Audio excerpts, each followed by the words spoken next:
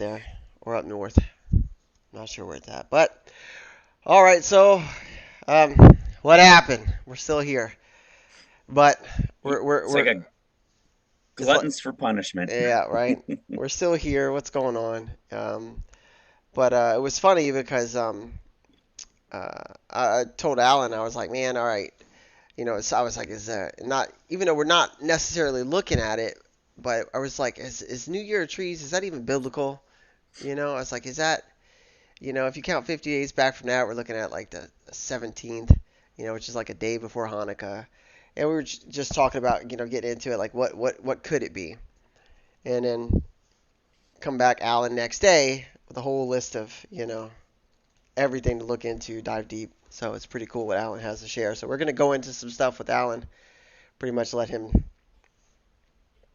have the show and talk, and then just share some pretty cool stuff. Now, not saying we're not watching, and I know some people are like, I'm not looking at December yet. Of course, all eyes December 7th. I mean, excuse me, November 7th, 8th, 11th. I get it. I want it. We'll watch. But we got some pretty cool stuff that points to kind of like the last possibility, right? Is that what we were saying? The last It's possibility. amazing how many times we could think it's the last possibility. Yeah, yeah.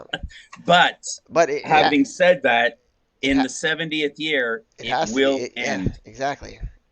Yeah, it absolutely has to end. And I do believe that's what we're going to see tonight. I know, when we were first talking the other day, even for myself, you know, I turned 50 on November 3rd. So even though the first came and went and the second, I was still hopeful for the 50 on November 3rd because I thought, well, hey, I got the revelation of 50, then 14 years, and then the 50th Jubilee. So there was our brother Michael out of, I think it was our brother out of Australia, Michael. He had said something, and I thought, oh, is it possible being the one through the Holy Spirit, having received that one thing with 50, maybe the connection is 50. And I was hopeful till that day. But then I was wallowing. Then I spent most of that day and the rest of that day into the evening uh, just bitching and complaining to myself and thinking the Lord was listening. And That's I was with my sinus headache. That's what I was explaining before we got on. It was the worst it could be for Monday and Tuesday. Tuesday being the worst I've ever had a sinus headache, and I was just like, why are we still here? This is killing me. Let's go. But That's right. I couldn't even like gripe or pray or read because it was so bad. Yeah. But it's okay. Glad I don't have a heart condition. And Yeah. I think when we get going here, that's where I think I'll start is in not so much a heart condition, but why we're gluttons for this. And it's not that we're gluttons for it. It's that aching yearning within, and that's what drives us. That's what drives us is that aching, that yearning to just say, Lord, all we want to do is be with you. Let's come and get yours and let's go be with you. And that's what we want. And Paul talks about that in Romans 8. And I think once we get going, we'll talk about that. But, um, you know, and you can't help but understand too that it's the spirit in you that keeps pulling you to look. And I mean, if you didn't have the spirit in you, you wouldn't care. Why would you even bother? He's preparing people. He's got them watching. He's got them seeking. They're being diligent. And that's what you're going to find out today. That just when we thought there was nothing else we could possibly consider again, well, it's coming full circle. And what you're going to see is, I was thinking about Ed, our brother Ed. I gave him a comment, I think it was yesterday, on one of his posts over on the Ministry Revealed forum. And it was about the fact that John 7 is going to be revealed in the big picture now. And for Ed, that was an issue, right? Because we, in the open books that have been revealed, the Gospel of John is absolutely 100% one of the open books in chapters to years that are revealed. It's not even a question. We know it like the back of our hand. It's true. And so, with that being the case, we had an issue. And that's why Ed was like, you know, all this looks great. We've got the sun, we've got the moon, we've got the stars, we've got the 70th, we've got the year's end, we've got all these things. And all these things I was telling my wife. And I'm thinking, what on earth could we possibly have missed? Well, when you pause for a moment, we didn't have John 7. And John 7 is important to us. It's important for us to understand being the end of the seventh year. And I would always try to justify it as if, well, if it's past, well, then maybe it was relating to something that started the year so that we can understand the year that we were in, you know, coming from tabernacles or so forth. And when we were at this point last year, if you remember, we knew that from this point forward, or at the time of Hanukkah, which is a second tabernacles to the Jews, we spoke about it. And when the time came and went, when Hanukkah was passed, what did I say? Don't worry about it until at least June. So for 6 months, we weren't looking at any dates. We were just digging into scripture, going further. And in that process, we got more clarity of the 2 months off. It is true. It's 2 months off. The beginning of the year is supposed to be in Sivan or / Taurus. And then along the way, we also got the revelation just, you know, recently about the moon. And so then we got the stars, we got the sun, we got the moon. And when we had the stars, the sun, the moon, the open books, the gospels, all of these things, we thought, man, this Lord, what else could there be? Well, one thing within the revelation of the gospels was John's connection. So what we're going to see is not taking away any of those things, but you're going to realize that we needed to understand those things to be able to bring John 7 back into the picture.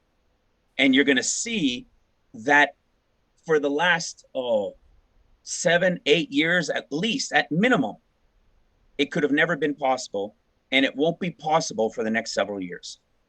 And I'm going to show you, as I was pondering these things, so what had happened was my wife was out of town for the week too. She got back yesterday, and she was gone for work. And so I was in the garage, 10 o'clock kid on November 3rd. I was like, forget it, whatever. And I was humming and hawing and just disappointed, right? Not angry in that sense, but just really disappointed. And so you guys know my little hut that I have in the garage that I built with my heater on because it's freezing here now, early winter.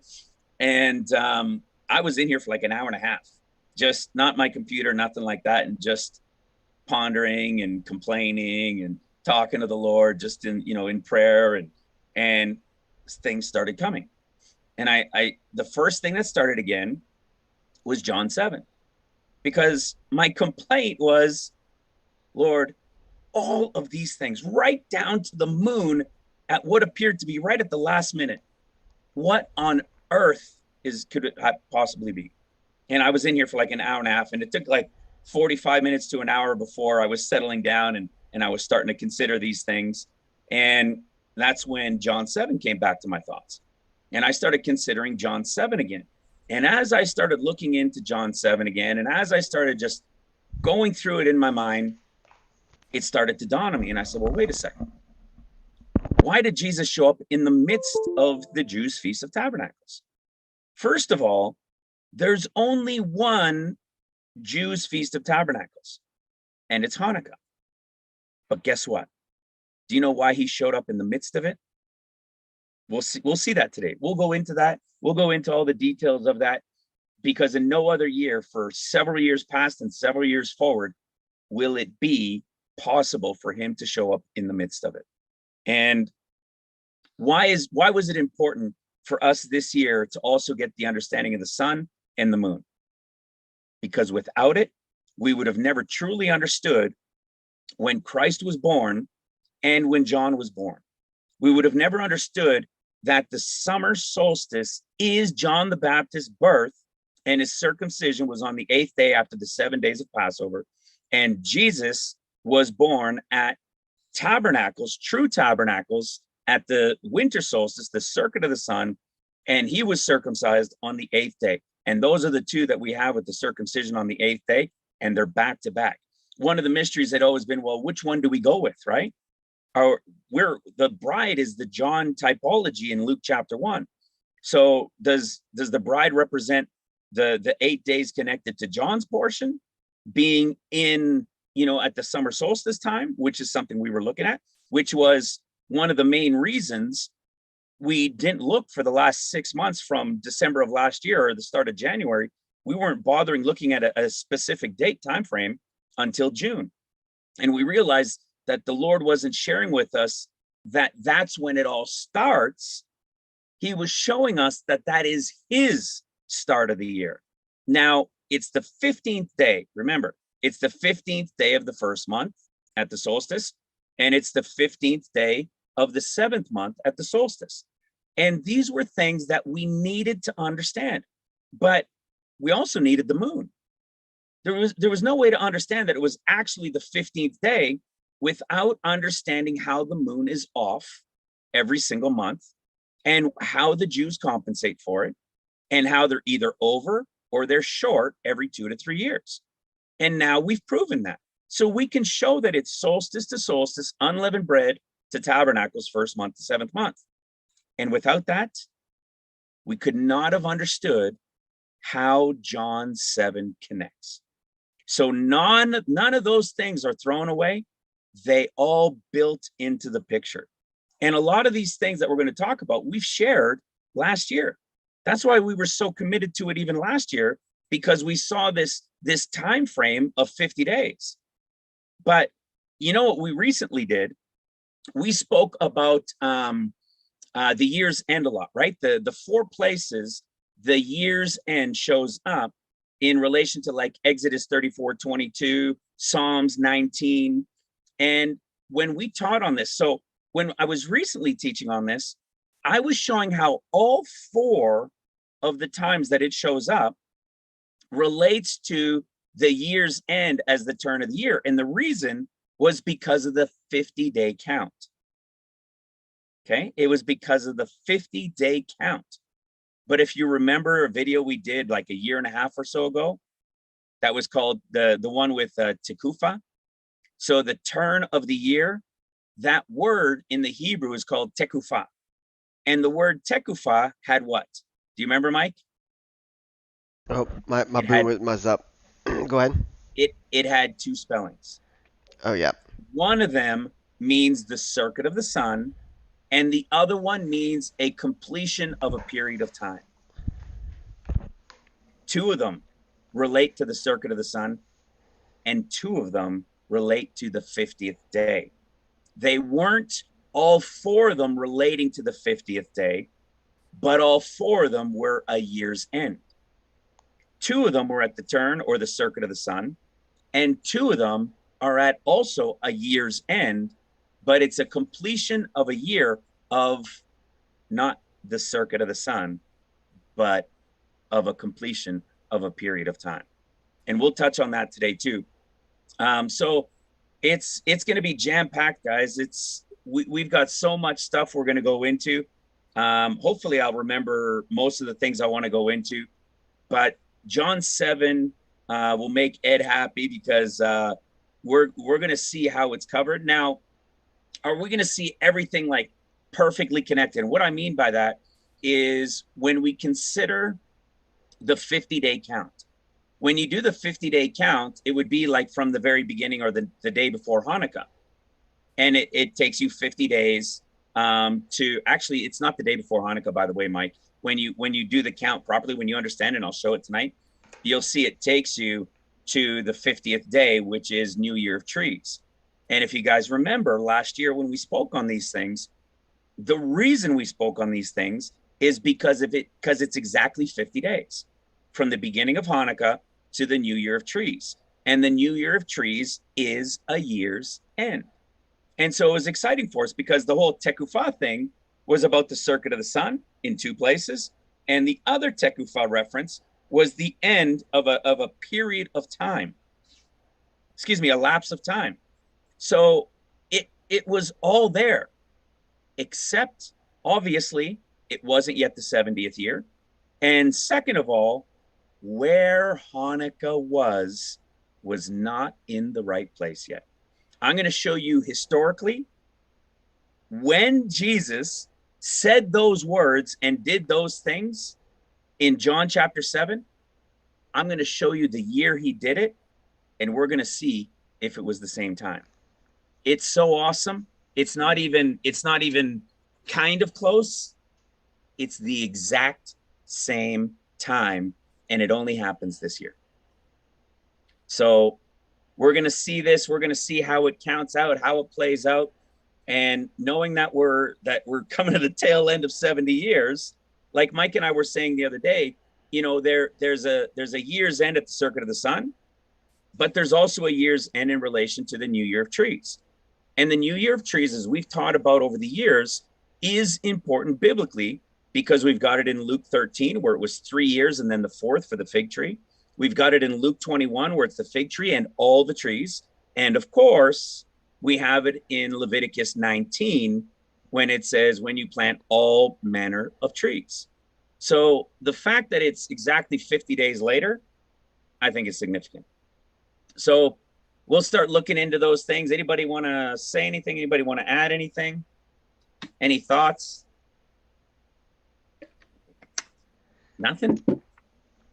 Nobody? Nothing? But you're saying there's a chance we might go sooner. I'll say the chance. It's not a far what we were talking about with Alan. It wasn't a far. It's not like it's far off. It's just Yeah. maybe December. We waited 6 months already It might from be just January December to June. 14th. That's right. December 14th-ish. Yeah, Or- it's December 14th to the 21st. And that's what you're going to see. Yeah, so now you guys know it's not that I wanted to hide it. I'm gonna help give the understanding of it, but it's the 14th to the 21st. Again, it's this thing where you're going to see scriptures that show, as we know, 7 days before for the wedding, and then him coming, you know, as a bridegroom ready to run a race at the Circuit of the Sun. Oh, hold that thought real quick. Yolanda's in the house. She's not sleeping. She made it. Yay, Yolanda. Okay. keep Where going. is she? She's She's watching on YouTube? Yeah, Lon Gracie. Anyway, Hello, Yolanda. had to call her out. Okay, go ahead. So it's this thing that we've talked about in the past, you know, this 7 days before and then 7 days after, that when he returns on the 8th day. Well, you're going to see this kind of happening again. I think over the next few weeks, couple, 3-4 weeks, whatever, it'll become more clear. I'm sure of it, just like it did last time. Because as I show this, you're going to see these relations to Enoch, the time of Enoch, what Enoch said, what was it Jasher spoke about, what the scriptures from Genesis to John to Luke. I mean, we're going to be touching all sorts of places, all showing the same period of time, breaking this down. And we have that same 7-day thing going on because of when he shows up. Alan, really quick. Yeah. Did you say the 14th to the 21st or the 11th to the 21st? 14th. The 14th to the 21st of December. Because I just wanted to just throw out, because I just pulled up day counter, because remember my dream the last time? And it said 75 days. Oh, count yeah. from the year's end, because it took me That's to right. December 10th, 11th. But then there was a question on when the moon was actually sighted. And I think there Oh, were yeah. people that were arguing about the 27th, 28th. So I just did it from the 26th, but that would put us on the eve of the 13th if we did it that way. So, yeah, maybe there's still some So maybe understanding there's to still, that because then. remember I thought Hanukkah. Mhm. That's right. And I was like, Yeah. well, interesting. Okay, I'm That's excited. right. I'm juiced. Oh, yeah, it's not that I'm stalling. It's that I was quiet all day, man, because there was so much I was going through, and it's like it gets so overwhelmed in here that I just feel like I need to spew it out. And so if I wasn't doing the live show tonight, I was saying in the forum that I was just going to do a video regardless, because I can't hold on to this stuff for too long. Otherwise I just get quiet and I shut down, and my wife doesn't find it very happy. So I need to get it out. So I think that's the way the Lord designed it in me. So that's what we're going to do here. So you guys all set? Ready to get going, Mike? Take care. Take it over. All right. So let's start in this one thing that I was telling you guys earlier.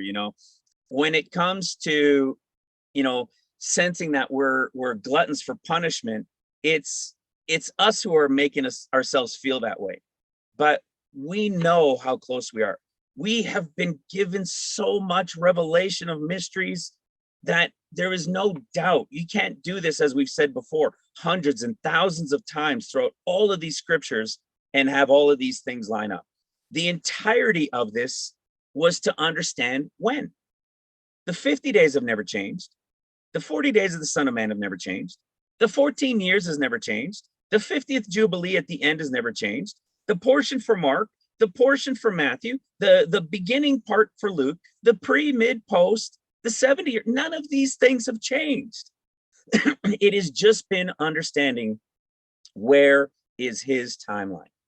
And so we're going to go through that again today, but I just want to start off with this. So, we've talked about this a lot of times, and a lot of you guys have gone through this as well, right? It says, for you have not received the spirit of bondage again to fear, but you have received the spirit of adoption, whereby we cry, Abba, Father. The Spirit itself bears witness with our spirit that we are the children of God. And if children, then heirs of God, and joint heirs with Christ, if so be that we suffer with him, that we may be also glorified together.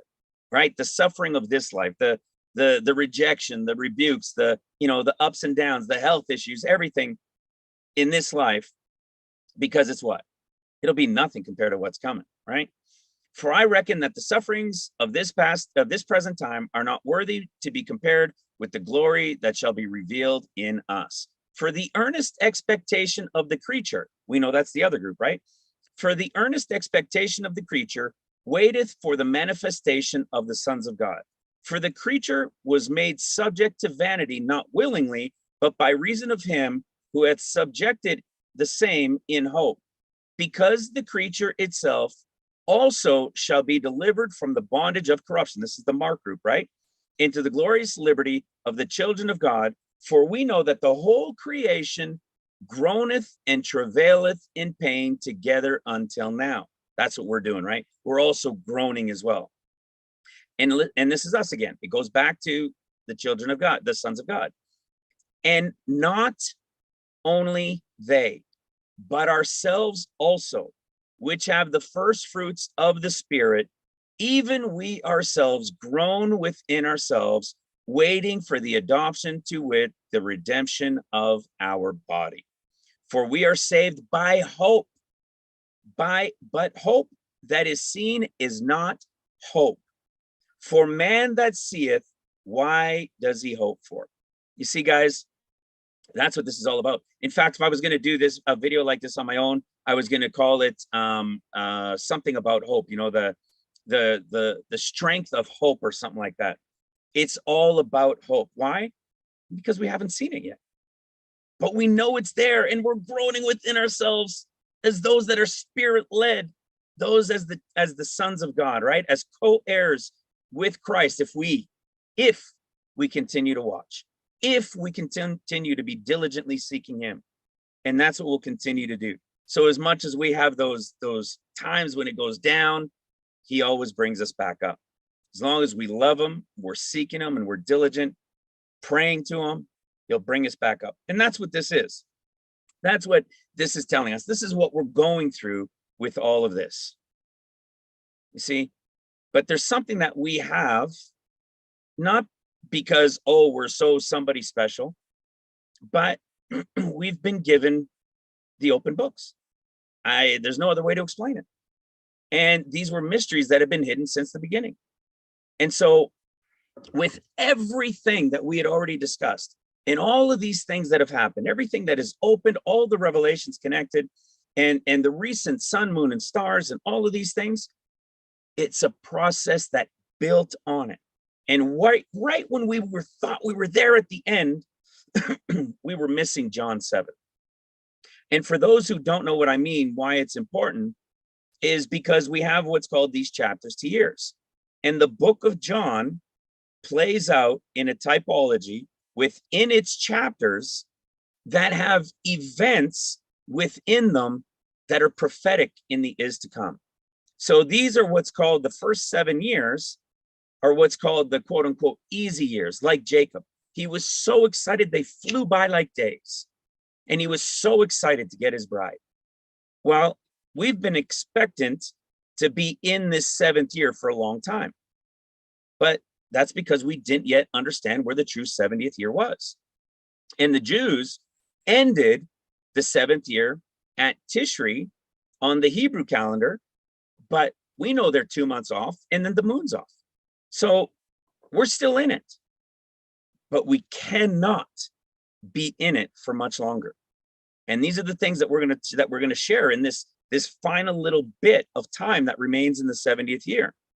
Well, John chapter 7, you can now see why it's so important to us. We connected even with Ezekiel 33, Psalms 18, 118, Genesis 7, the 40 days, right? 7 days, they got in the ark, the door was shut, and the 40 days began. All of these things are to begin before the 14-year start. And then what do you get?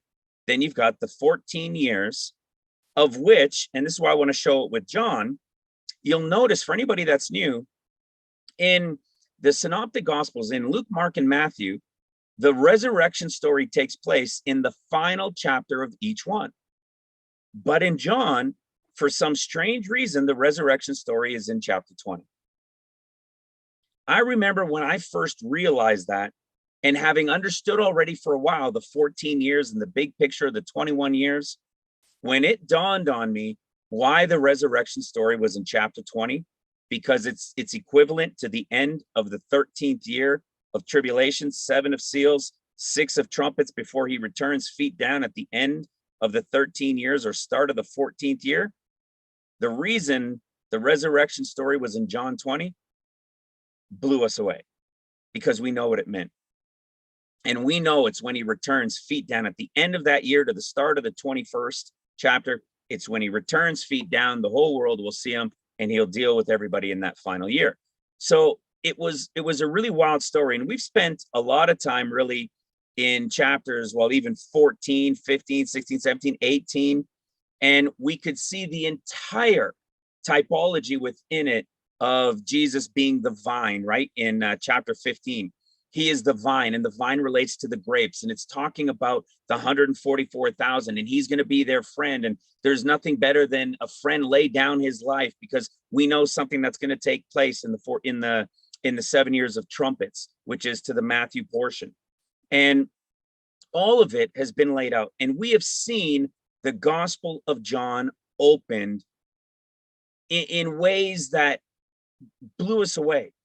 So we know it's part of the open books without question. As much as I know the revelation of the Gospels, as much as I know the 14 years and the big picture, I know the open books that have been revealed as well.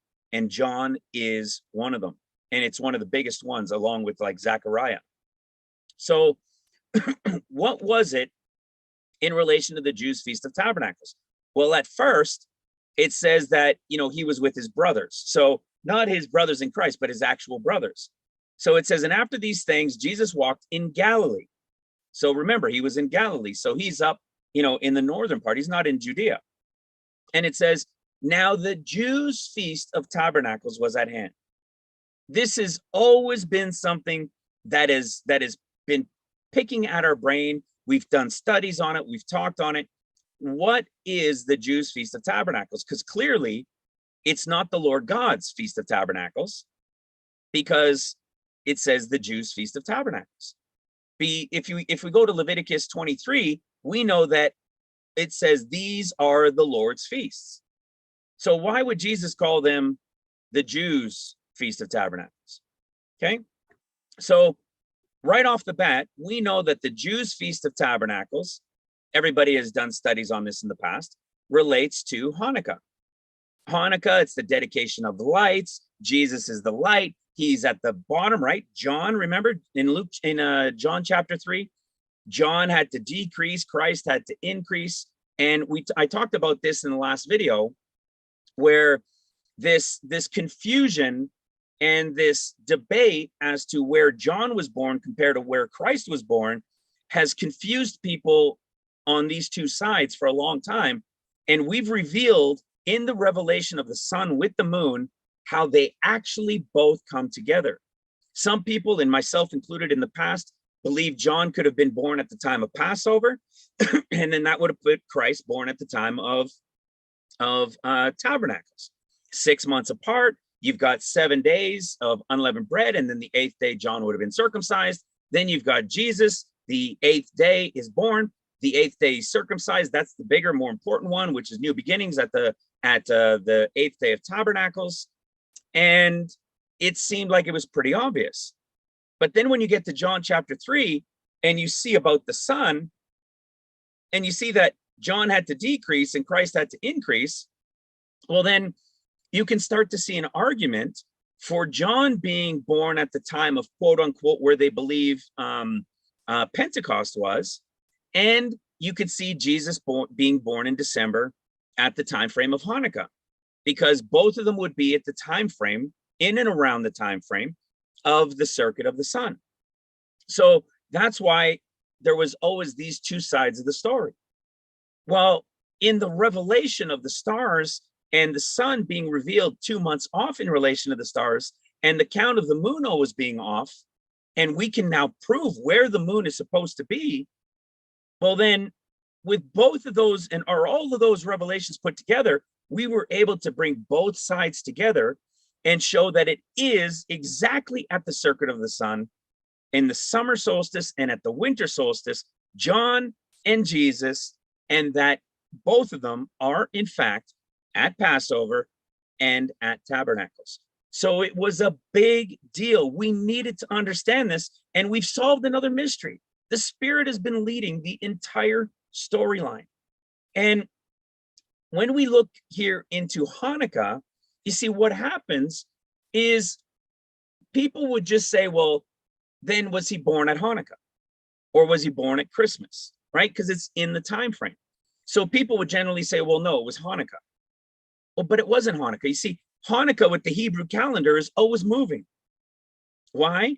Because of the moon. So I have people try to come against the 2 months off, but they don't understand the movement of the moon. And so what they tell you is they're going to say, well, what about the blood moons? What about the blood moons in what is it, 14, 15? What about the blood moons in, what was it, the last ones? You know, what about those blood moons? How do we account for those? Well, right off the bat, what can we say? The moon's in the wrong place. You realize that the Jews know that they're off. They know their calendar is off. They know the moon is in the wrong place, because when they wait 3 years before quote unquote adding a month, they're not adding a month, they're catching up from 3 years of being behind the moon. So how on earth is that actually lined up that it was significantly supposed to mean something? To the Lord God, it was in the wrong place. So when you understand this movement of the sun with the moon and with the stars, it brings this clarity that we're talking about here today. Because when it comes to Hanukkah, who else do we know is connected to Hanukkah? Enoch's connected to Hanukkah. In fact, Enoch's name is from Hanukkah, or Hanukkah comes from Enoch's name. It's a portion of his name. But in relation to it, it was the Maccabees, and it was from the destruction of the temple, and they rebuilt the temple. They're not rebuilt it, they repaired the temple, and they rededicated it, because it was like, what, 3 years or something like that, that because of the attacks and the devastation, they couldn't observe in the temple. They couldn't celebrate the Feast of Tabernacles. So when they rebuilt it, it was done at the time of Hanukkah. They made it an 8-day dedication, and it was called Second Tabernacles. It was a replacement for Tabernacles at that time, because they hadn't had one for 3 years. And that's what it was all about. So when they say the 25th of Kislev, well, that was the reason for this 25th of December for Jesus's birth. But what I want you guys to see is Hanukkah this year. Hanukkah this year is celebrated from Monday, December 19th to Monday, December 26th. And some people are going to say, no, it's not. It's on Sunday. No, it's not. That's the evening. That's the evening portion. Okay. This isn't Hanukkah. It's the evening. It goes from evening to evening for the Jews, right? So to them, the daytime portion is the day, and it starts on the 19th of Hanukkah. And I'll show you here, even when you look at it, you see right here. So I just typed in when the Jews will celebrate Hanukkah 2022, and it's right here. In the evening of December 18th to the evening of December 26th. All right. So just to be clear, everybody can understand, it goes really, I mean, if you're just looking on a strict square, we're looking from the 19th to the 26th. That's true Hanukkah. So in understanding this and looking at John and the Feast of Tabernacles, where he says it's the Jews' Feast of Tabernacles that's at hand, he's actually talking about Hanukkah. And we know that he's talked about, he went up to a time at Hanukkah as well. So he went there more than once. And in this, you're going to see a lot more detail than we had really grasped before, because what do we know now about the circuit of the sun? We know it's one of the what? Year's end. It's the turn of the year. It's Jesus's birth. So if you remember what we were saying earlier about, we know that Luke is in order, and what Luke means when he says that is in Luke chapter 1, 2, 3, and 4 is the escape of the bride of Christ connected to the 8 days. Then we've got Jesus coming back in at the time to start his 40 days.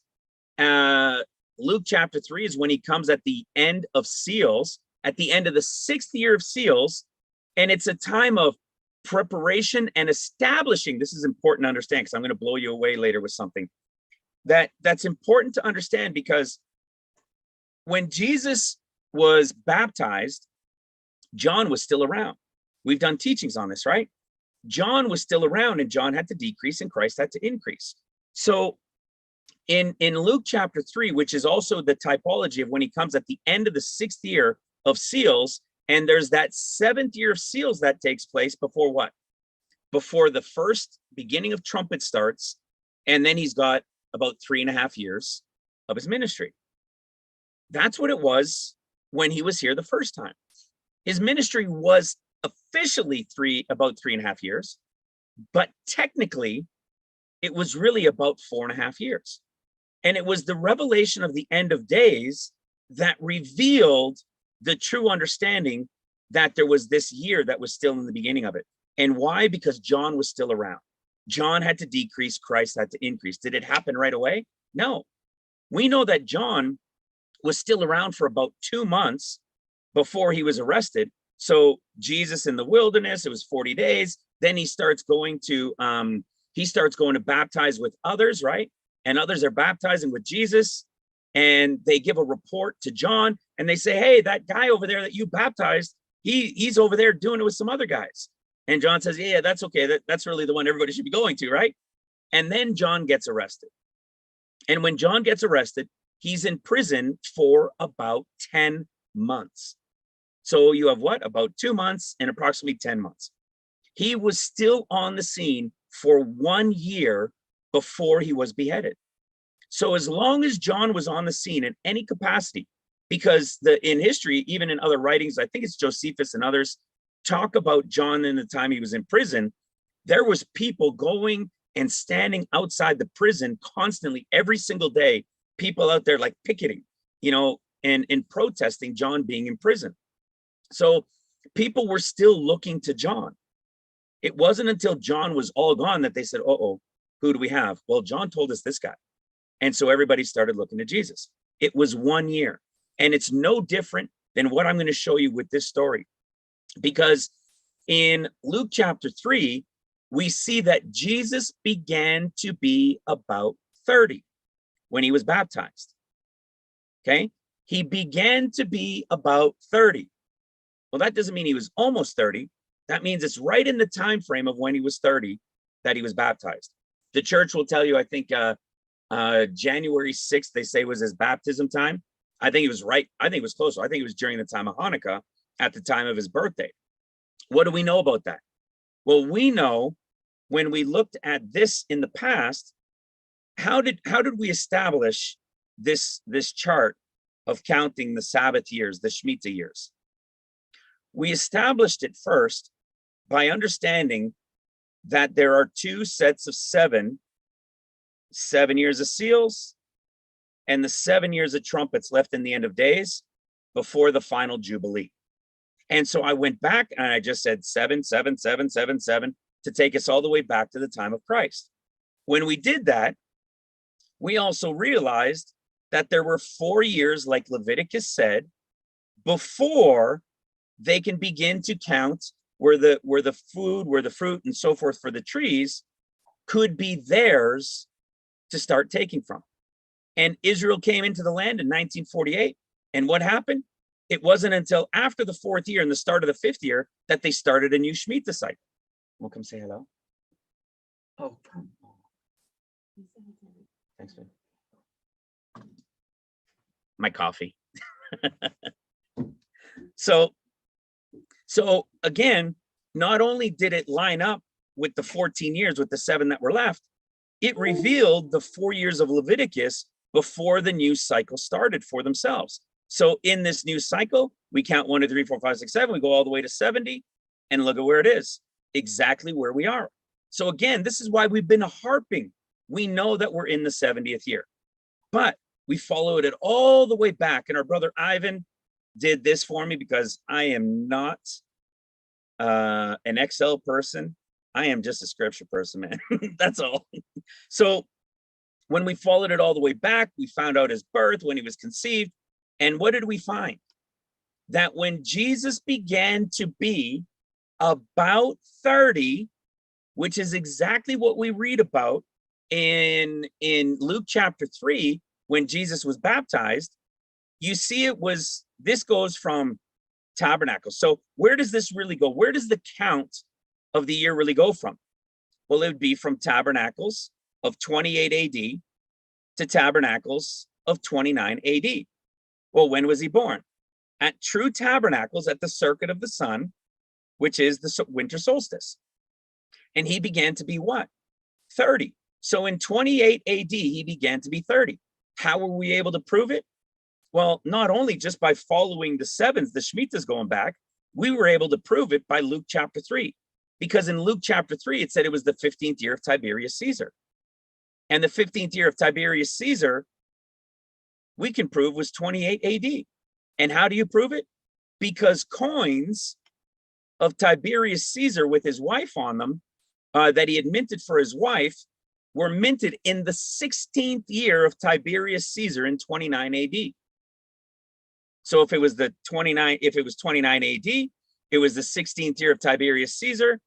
Then Luke chapter 3, in the 15th year of Tiberius Caesar, and Christ began to be about 30, would have been 28 AD when he became 30. It's right. It's all right here. It's listed just by going back in counting the Shemitahs all the way back, because we know there are 2 that remain, and it all ends at the end of 70, and then you've got 7 and 7 remaining. So why is this important?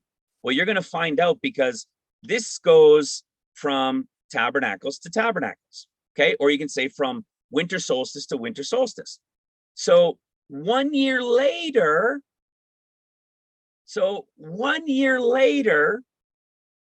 there was a period of time now where Jesus starts to show up on the scene. Remember, Jesus was already on the scene. Jesus was already working with his disciples. He was already doing things, but it wasn't until John was no longer in the picture that everybody turned to Jesus. That would have been sometime after that time frame of him turning 31 years old. So it would have been in the time of 29 AD, okay, like around the solstice time, give or take, of 29 AD, at which point Jesus would have turned about 31 years old. You're going to see why this is important, because these are the things that we could have not understood without the sun and the moon and the stars, and understanding these differences, coming back now full circle to bring John 7 into the picture of everything else that's been revealed, to bring it right to the end. So now we know this Jews' Feast of Tabernacles. We can understand, we know there's only one time a year that it could be, and it's Hanukkah. So he says in verse 3, his brethren therefore said unto him, depart hence and go into Judea. Okay, why? Well, because he was in Galilee. So first of all, you see, we know that he was in Galilee. Where was Galilee? Okay, he was in Galilee. So if you want to see where Galilee is, it's up in here. So it's just, it ends right around under Nazareth in here is where Galilee is, all in this section here. Well, Judea is down here, and Jerusalem and Bethlehem, all that's down here. So they still had to make the trip. And that's why it says that the Feast of Tabernacles, the Jews' Feast of Tabernacles was at hand.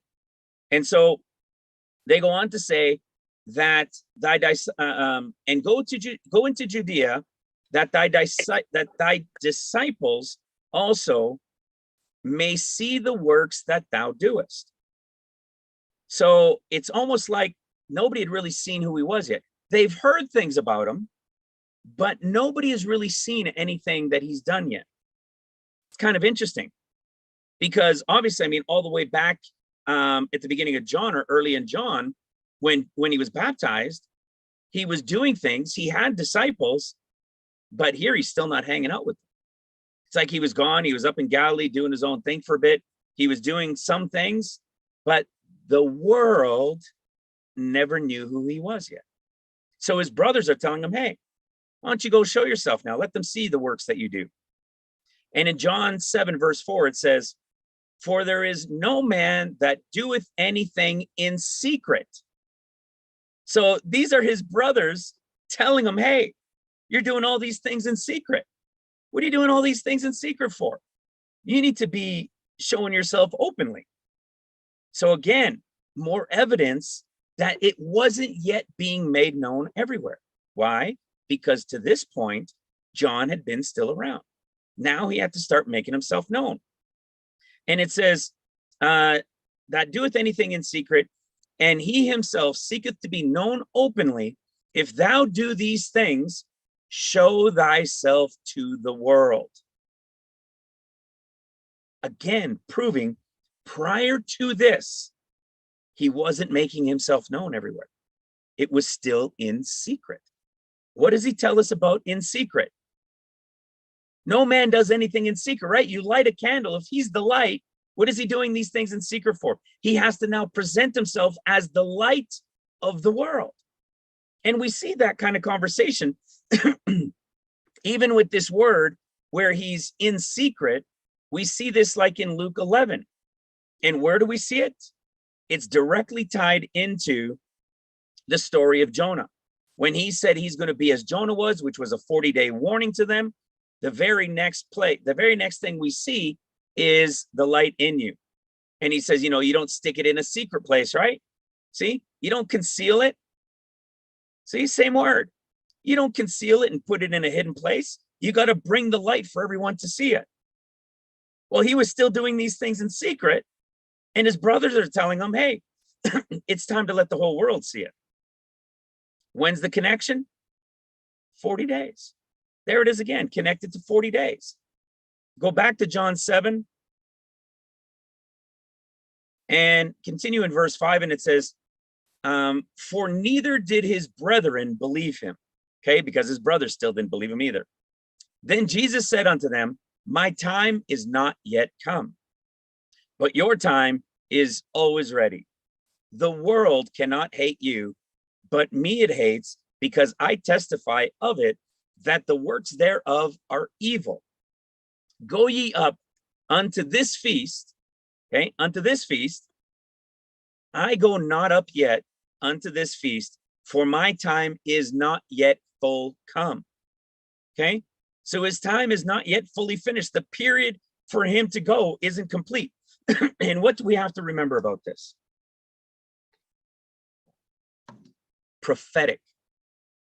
We are reading John in the prophetic understanding of the is to come. And it's prophetic like bananas. It is everywhere prophetic. So he's saying, my time is not yet come. The world's not ready. And he says, It's still not yet fully come. It's not fully the time yet. And then he goes on to say, when he had said these words unto them, he abode still in Galilee. But when his brethren were gone up, then went he up also unto the feast, not openly, but as it were in secret. He's still doing things in secret. Why? Because his time isn't yet full come. But he was already baptized. He already had some disciples, but he wasn't hanging out with them. It wasn't being exposed to everybody yet. Hello. Do we know of a group that's kind of being kept in secret? Is there a group we know of that the Lord is going to bring open to the world when he comes and he's no longer secret? We know that, right? In 1 Peter 1:5, who are kept by the power of God through faith unto salvation, ready to be revealed in the last time, in the end of days. We know who this group is, right? This is the group that their faith comes to an end. Why? They don't need to hope anymore. This is what we were talking about at the beginning. There's no need for hope in this group anymore, because when they're going to be revealed in the end of days, it will be with Christ when he starts his 40 days. So you're starting to see a connection that when he comes to reveal himself in that sense, when he comes to be that light, there's going to be those disciple workers that will be with them as well. Back to John 7. And I love that. I love that, the end of our faith, man. That's like a perfect. That's right. And we could see that that's a group still on the earth. That's a group of his workers, right? Yeah. So, I mean, imagine that. You see, what we have now, what the whole world has right now in Christ, is hope. It's always hope. Could you imagine if we didn't have hope? Why would you even bother doing this? Why would you bother considering any of it without hope? It's all hope in him. It's all hope. And that's why it said what? There's no need for hope. If you've seen a thing, there's no longer any need for hope. Well, those guys will have seen it at that point, just like 1 John says. And once you've seen them, there's no need for hope. Exactly. And this Because they'll isn't be like with them. hope, the end of your faith. And I love saying this. It's not that faith when you read this. This is saying like when you die, you've reached the end of your race. No, this is people coming to the end of their faith, right? That's right. People still alive in the flesh coming to the end of their faith. And why? Because they're the workers that are going to be here during seals. Yeah. They're the ones from Luke 24. Comment there, if that's all right. If you look in Strong's, faith can only be given to you from God. It only comes from God. You can't have it yourself. That's right. Yeah, but the whole world has hope, right? Yeah, the whole world has faith right now, right? Well, not everybody. But did you say no, faith? No, but no. I mean no, I don't mean faith. I mean hope. Okay. If nobody on earth had hope, everybody would be killing themselves. But the one in 1 Peter, does that say? It says faith. It's faith. It's the end of your faith. Yeah. The end of your faith. Which comes from God, which means you're not getting faith from God. Well, we won't get into that right. Yeah, I'm not sure on that. But get back to it, Alan. I'm sorry. I interrupt you anyway. We'll probably go back into touch on that in a bit. We can bring it up again then. So here he is about to show himself, fully come. Here he was still in secret. Then the Jews sought him. Verse 12. And there was much murmuring among the people concerning him, for some said, he is a good man. Others said, nay, but he deceiveth the people. Verse 13. Howbeit no man spoke openly of him for fear of the Jews. Now, where do we hear that of? Where did we hear of that? And this is where I'm going to, you see, as I was telling you guys in the beginning, most cases, it appears that when he comes at this time, that it's the beginning of the 40 days. And it seems pretty obvious, right? Because Luke chapter 1, you have the 8, he comes on the 8th day, and it's the beginning of the 40 at his birth typology. So it would clearly seem that when he comes at the circuit of the sun, which is as a bridegroom ready to run a race because he's been with his bride and now he's ready to run a race, it seems like it's the 40 days.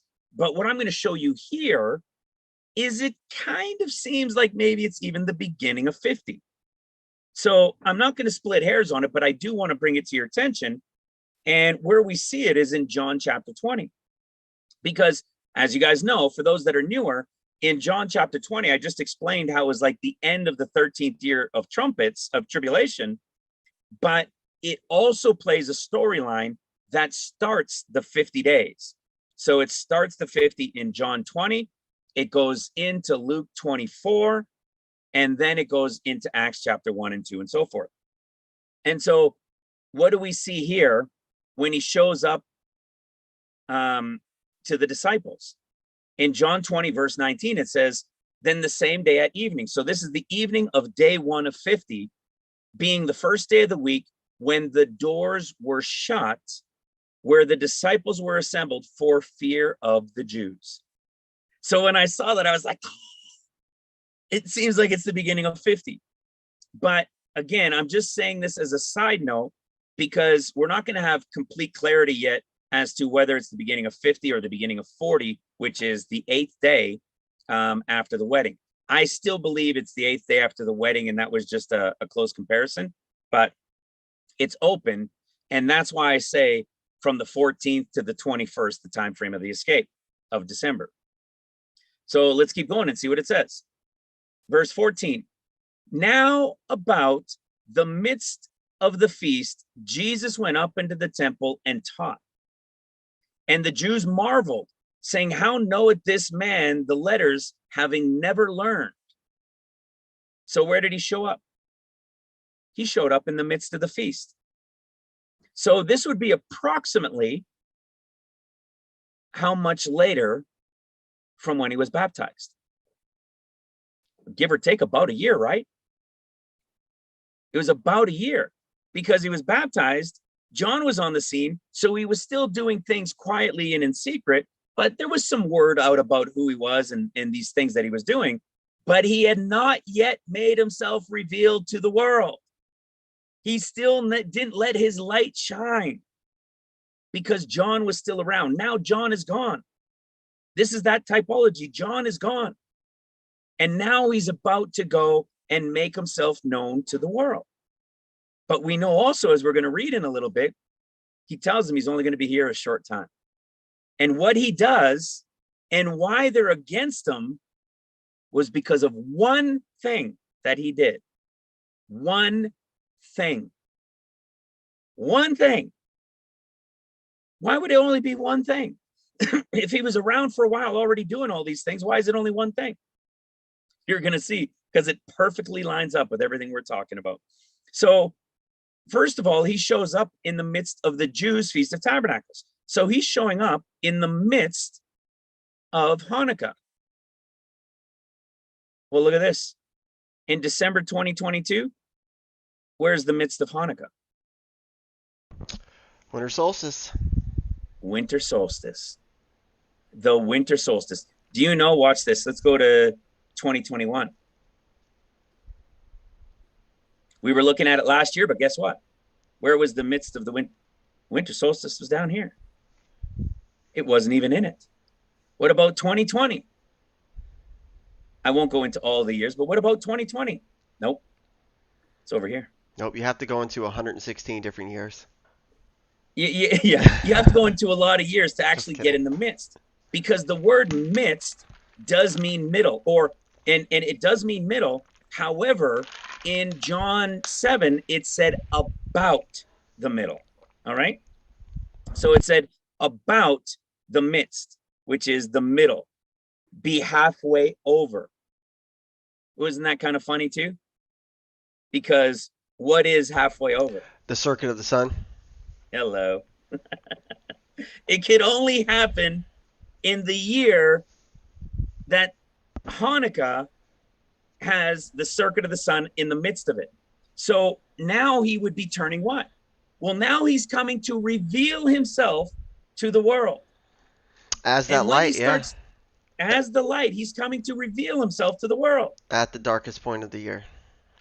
At the darkest point of the year, Mm-hmm. and it's dark for 3 days. Maybe that's the people's 3 days darkness, you see? So he's coming in the midst of the feast, on at the time of his birth, which would be about the year after he was baptized, which would put this in 29 AD. Want me to show you something? I told you guys I'm going to freak you out with one of these things. Check this out. In 29 AD, so this is the website is cgsf.org.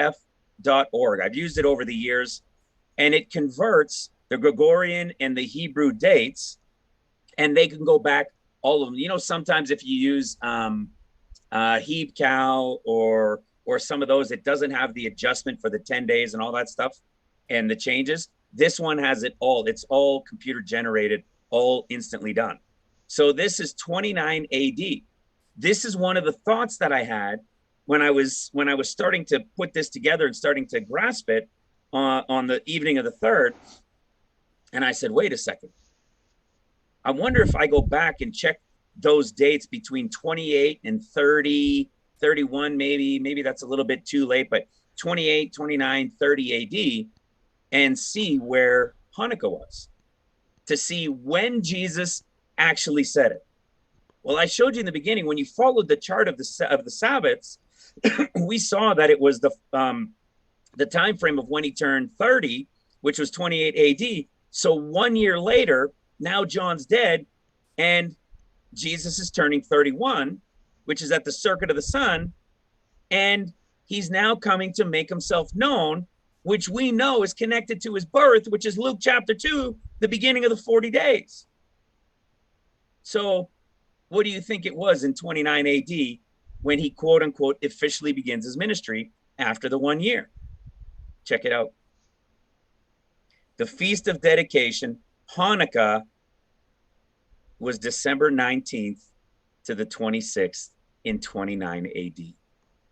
What is it in 2022? December 19th to December 26th, 2022. It's the exact same time. Let that sink in.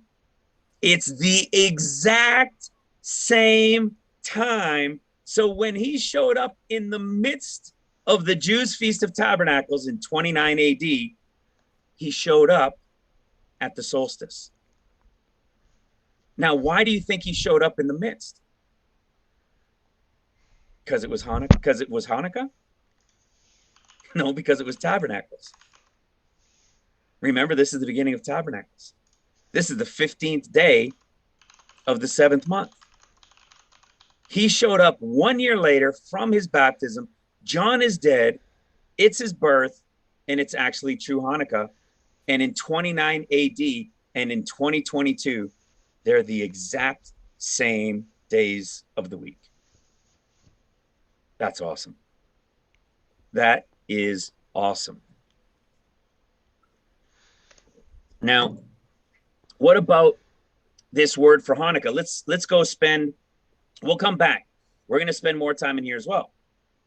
So let's go into this word for Hanukkah. Okay? We know, for example, the importance of Hebrews chapter 11 and Enoch. So with Enoch, we see in verse 5, by faith, Enoch, we've talked about this a lot, right? This is some of our favorite verses. By faith, Enoch was translated that he should not see death, and was not found because God had translated him. For before his translation, he had this testimony that he pleased God. But without faith, it is impossible to please him. So, of course, you need to have faith that he is God first, right? For he that cometh to God must believe that he is God, and that he is a rewarder. Remember this word, we're going to talk about it. He is a rewarder of them that diligently seek him. Who do you want to be? You want to be Noah being warned and part of that for 40 days? Or would you rather be Enoch, who's translated, right? Can Well, I now just here's chime the in thing. and say we're Yeah. diligently seeking him, not prophesying or date setting? The chat is killing me right now. Yeah. Let them say what they Yeah. want, man. We're 5 years of we're dealing we're with it. date revealing. We don't date set. We try to reveal dates. We study, right? This is what you do. You dig into scripture. You come into new understanding, new meaning, And does it reveal times? Yes, because it goes hand in hand when you're trying to understand things. So yes, dates pop up, and you're like, well, why is this date? Why could this date be the time we're looking at? Why could it not? There's And a that's great what we're falling doing. away for a reason. Hmm. There's a great falling away. This is not for That's the right. faint of heart. No. This is We're not living in easy the for Laodicean anyone. age for a reason. Yeah, There's too many right now for the Lord to take. It's not his that's chosen. right. So let's just continue and just be Mm, positive, guys, because this yep. chat is not helpful. And what's happening is there's these people that talk like that. I understand some people don't like looking at dates. What people who are new or who haven't followed the teachings do not understand is that every single time we're looking at a particular time, it is through revelation of scripture every single time. And more on top of that, and built on top of that, is with every passing time, more revelation has built on it over and over and over again. And that's why I started talking with this video, because what we're seeing today is the culmination of the end of 70 coming, and that we needed to understand the moon being 2 months, the sun being 2 months off, and the proper constellation starting, and that the moon was also clearly off track. And in fact, Enoch even told them it was going to be off. And we can now prove it to which day every single year without fail. So when somebody says, oh, these date setters, you have no idea what you're talking about in your baby thinking. That's what's happening. We are revealing his word in diligently seeking him. Do you understand what it said in 1 Peter 1?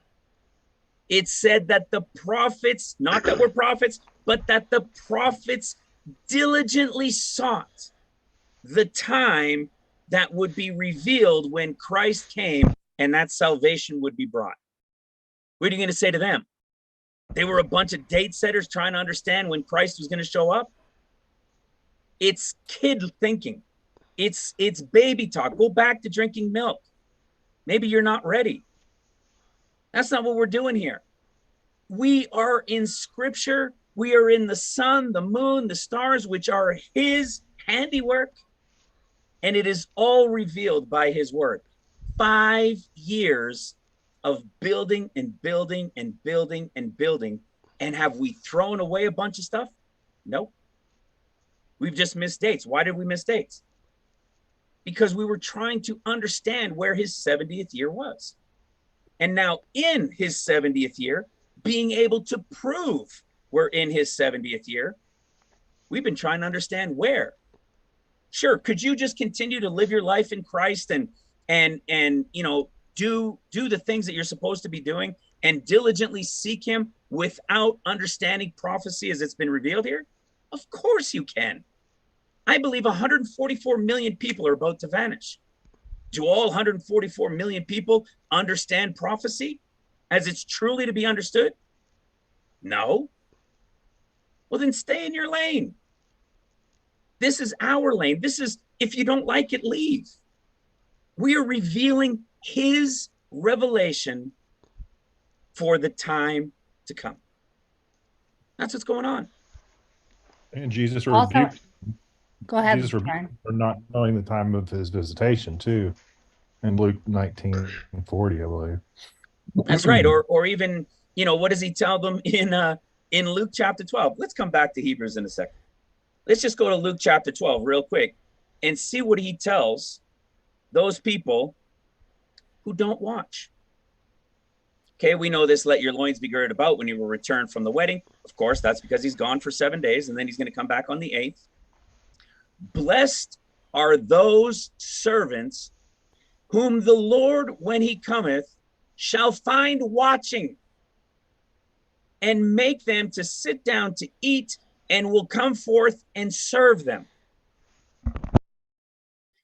Sorry if you don't want to be served by the Lord and him coming and eating with you. I'll take this. I don't know about you.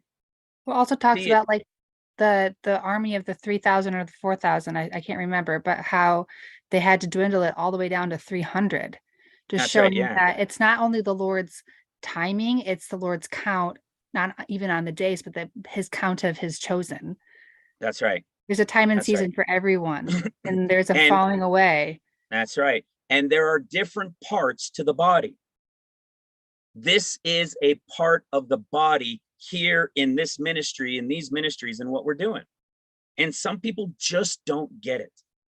Because of their lack of understanding, all they want to cry out is false prophet. Well, we're not prophets. We're diligently seeking him. You're date setters. Please explain where your problem is with date setting. Oh, well, my brother went all nuts because he couldn't believe the time never happened. Well, was he really watching? Was he really paying attention and diligently seeking the Lord? Was it because of us? Have we ever said, thus saith the Lord? Have we ever said the Lord said this to us? No. One thing that the Holy Spirit gave. That's it. The rest has been revelation through the leading of the Spirit. That's why we did that video last week, right? Which was should we be watching for dates? Should we be looking at that? That's right. That's a perfect video to watch. But yes, it's exactly what we should be doing. Now, not everybody does That's it, right. right? Not everybody has to do that. There's That's plenty right. of different ministries. Some teach, some evangelize. There's everything. Some rebuke and exhort. But Exactly. but this is what we do. We want to get into the Word and learn more. Like there's all these different channels out there where they have to experience something more, right? All these like prosperity or hyper charismatic groups where Well, even think of dreams and visions. they need a new dream or a new vision every different Sunday, and the Lord spoke to this, and they like, oh, I want to hear the Lord speak to me because the Bible's not good enough. I need something fresh or something new, right? And that's do you know what happens in those? Why do they have hope? I don't even know, man. It's just to me this like they're looking for something, like they want They want the easy road. they want an easy road, but they're looking for something here in the now, right? That's Instead right. of looking for what's to come. But we look for something new and something fresh, but from the Word of God, right? We're trying right. to understand Scripture at a deeper level, right? Go That's read right. Proverbs. You'll find out there's four layers to the Bible in Proverbs, right? And we look for the understanding of the hidden things of God, right? That comes from searching Scripture diligently, and that's what we do. And with that comes, hey, God's letting us know here that there's an end time point that we're about to reach, and it That's says right. it's during this feast. We understand it to be during the Feast of Weeks, right? And they're like, oh, well, the Feast of Weeks is celebrated at the year's end. Wait, that's odd, or observed at the year's end. So there's so many things that tie together, which does make us point out a certain day that, ooh, well, this is interesting. Oh, wait, we're 2 months right. off. Oh, I mean, there's so many things we build on. So that's what we do. And Hey, Mike, That's right. the dating app stuff started popping up. We're onto it. oh, there it is. Yeah. All right. Can I So- chime in here for a sec, Al? Yeah, sure. So I think, if you'd asked me this a year ago, I probably would have been one of those people. But it's the mentality of the people that come against us for the date setting. That comes from years of being taught that no one knows the day or the hour, right? That's right. And so because you have that in your head that no one knows the day or the hour, then why are you setting a date? Because no one can know the day. That's right. And I used to always think that because obviously that's in Matthew and Mark, right? That's right. That's why to me, Luke 12:40 is so important, right? Yeah. Because Luke 12:40 doesn't use the word day. And Luke is to us, right? This pre-trib. So that scripture is so important to me because when I talk to Christians and they bring that up, the first thing I do is I go over to Luke and point them to that and say, really? Well, how come it doesn't say day here? And That's they right. don't know, and they don't know why, right? That's But they have exactly that the that point. mentality that you can't know the day, so that why are you setting a date? So I think that's important Yeah. for people to know and understand that until you have the revelation of the three gospels, you won't be able to understand that. That's right. But I'll say something to that as well, because I won't say all these people, but the majority of those people that do that, why do you think they're watching Mike's channel, Ministry Revealed sometimes? Because they're watching to find out when it's going to be. They're watching these other channels as well that talk about prophecy. And you know what's crazy about it is the other channels who don't have the understanding of the Gospels, the revelation of the Gospels, read from Matthew that says, of that day and hour knows no man, yet date set all throughout the year. That to me is pretty wild. Yeah. You know, Yeah. they read from the scriptures that say nobody knows the day or hour, not the Son, not the angels. And then they spend the rest of the year giving you a date that it's going to happen. They don't understand harvest models. They don't understand when harvests are celebrated or observed. They don't understand that it all has to be before the end of the 70th year. You ask them about the 70th, they'll tell you 2017, 2018, but it's fine to go and follow those people.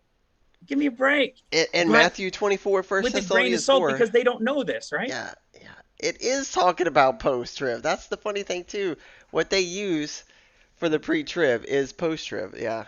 That's Anyways. right. That's why Luke 12:40 is so important. That's it- right. It's really super important to understand that.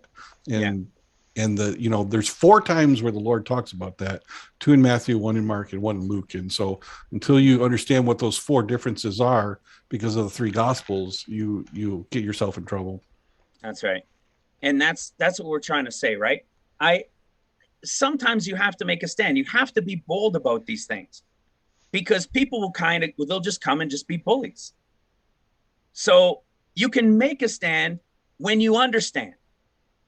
It's hard to make a stand and stand up against what they're trying to attack you with if you don't really know for sure what it is you're talking about. We know. I absolutely know what I'm talking about. I absolutely know the revelations that have been given, and they haven't changed in 5 years. They have built and built and built. And every time they've built, when we get to the next one, all of those other layers fit together with it. And Every that's single been the time. thing. That's been the thing to say to people when they want to rebuke us. It's like it all fits. Just because we Yeah. get it wrong doesn't mean it's wrong. That's It's right. just getting better day by day. That's right. Sorry to That's take all. you on this path. It's just like Yeah. everyone was Uh, quiet that whole time too. So it's like Yeah. you hit a nerve. No. No worries, But Taylor. it's okay. I know Mike likes to be a little bit more easy about these things, but it's just different personalities. And as the one leading the Ministry Revealed ministry, there are things that, and I've told this to Mike and to you guys before, there are things that we know that we know. Yep. If you're ever going to try to rebuke and stand against me, against the revelation of the Gospels and the 14 years in the open books, then be ready. Because you're going to have an earful of understanding being presented to you. And I'm going to listen to you say Matthew 24 for about 5 minutes. In First Thessalonians 4 See? or whatever else. Yep. That's right. Ugh. So we can stand and have a debate if you'd like. But I've never had anybody come to me to disprove any of it in 5 years. So if you're ready, send me an email. It's at ministryrevealed.com. You'll find it. So now here's the thing, getting back to it, when we're talking about Enoch. And this kind of brings me back to the point of saying you're going to see 2 points in this, which is really interesting. We've been saying in this 50, when Jesus comes, is it the start of the 40, which it more so appears to be, or is it the start of the 50 when the bride is gone? And that's when he first shows up to the apostles and so forth. And it's still kind of hard to say. Well, when we look at Enoch, what do we know about Enoch? His name is from Hanukkah. And so we go to Enoch's name, which is from Hanukkah. And what do we know about Enoch? Enoch lived 365 days and he was gone. Well, if you go from the circuit of the sun to the circuit of the sun, it's 365 days. So 365 days would have to be in most likely Hanukkah, with his name matching to Hanukkah. And Jesus in 29 AD proclaiming it, which was the same date or will be the same date in 2022. But so when you see that, you might think, oh, well, maybe the escape is the 21st. Like I said, will it be the 14th? Will it be the 21st at the time of the circuit of the sun? Well, that makes you think that maybe the 50 is Jesus when he comes at the circuit of the sun. But now watch this. We have Enoch's name, which is Hanukkah, which means initiated, but it also means dedication, which is like Hanukkah, the dedication of the temple when they rededicated it. Hanukkah. Well, look at what it means. Dedicate and what? Train up. Oh, wait a second. To train up, but it's also talking about him being translated. And when we read about Enoch, we read in the book of Jasher that when Enoch was taken and those that were with him, and they went to go see where they were last seen, they only found what? Snow, snow, snow, snow. Well, in Canada, the snow came a lot early this year, but snow is connected to the time of Enoch's translation. Well, winter is also December 21st. And the Lord God goes summer to winter. So it would also make sense that Enoch was translated on the winter solstice. So again, at the beginning. So when you read it, it brings me back to thinking the beginning of 50.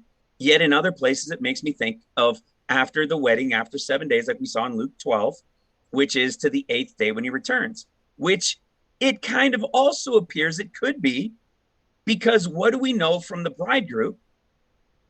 There's the workers of seals. And what are the workers of seals doing? Preparing.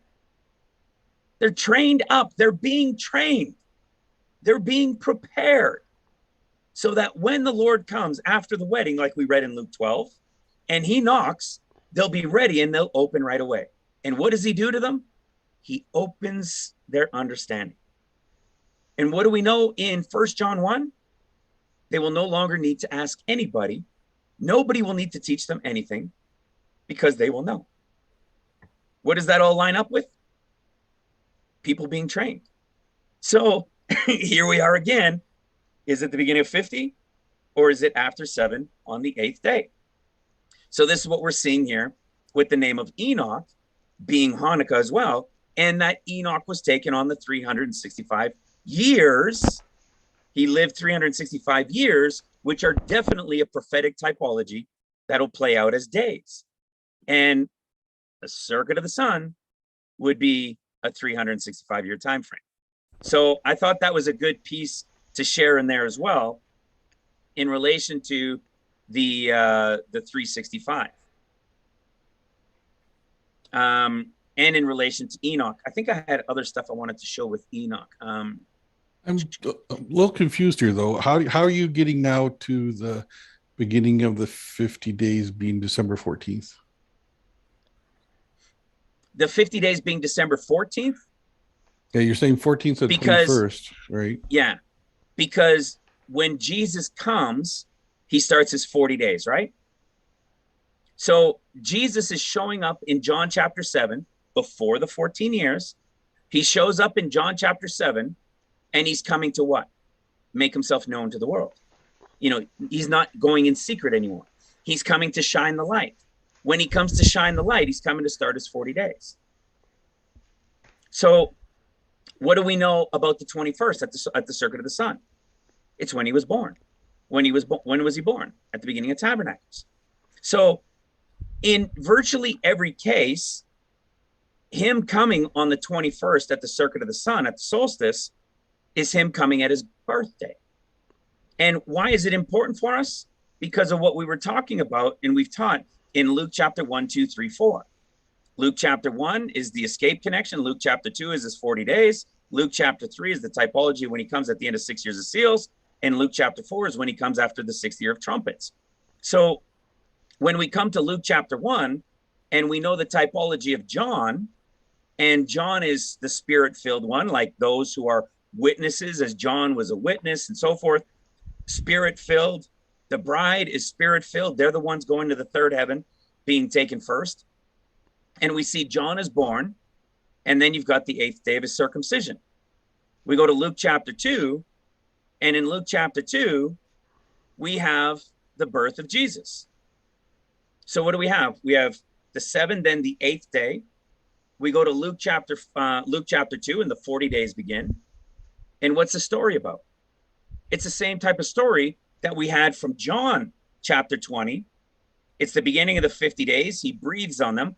He leaves and comes back after the 8th day. And when he returns, he meets the apostles one more time. And then he goes to Luke 24, and he's meeting with those disciples who follow him for 40 days.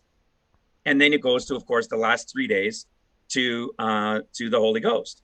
When we go to Genesis chapter 7, for yet 7 days, which is a typology of years, but also days. And then it says, and after 7 days. So after 7 days is like the wedding.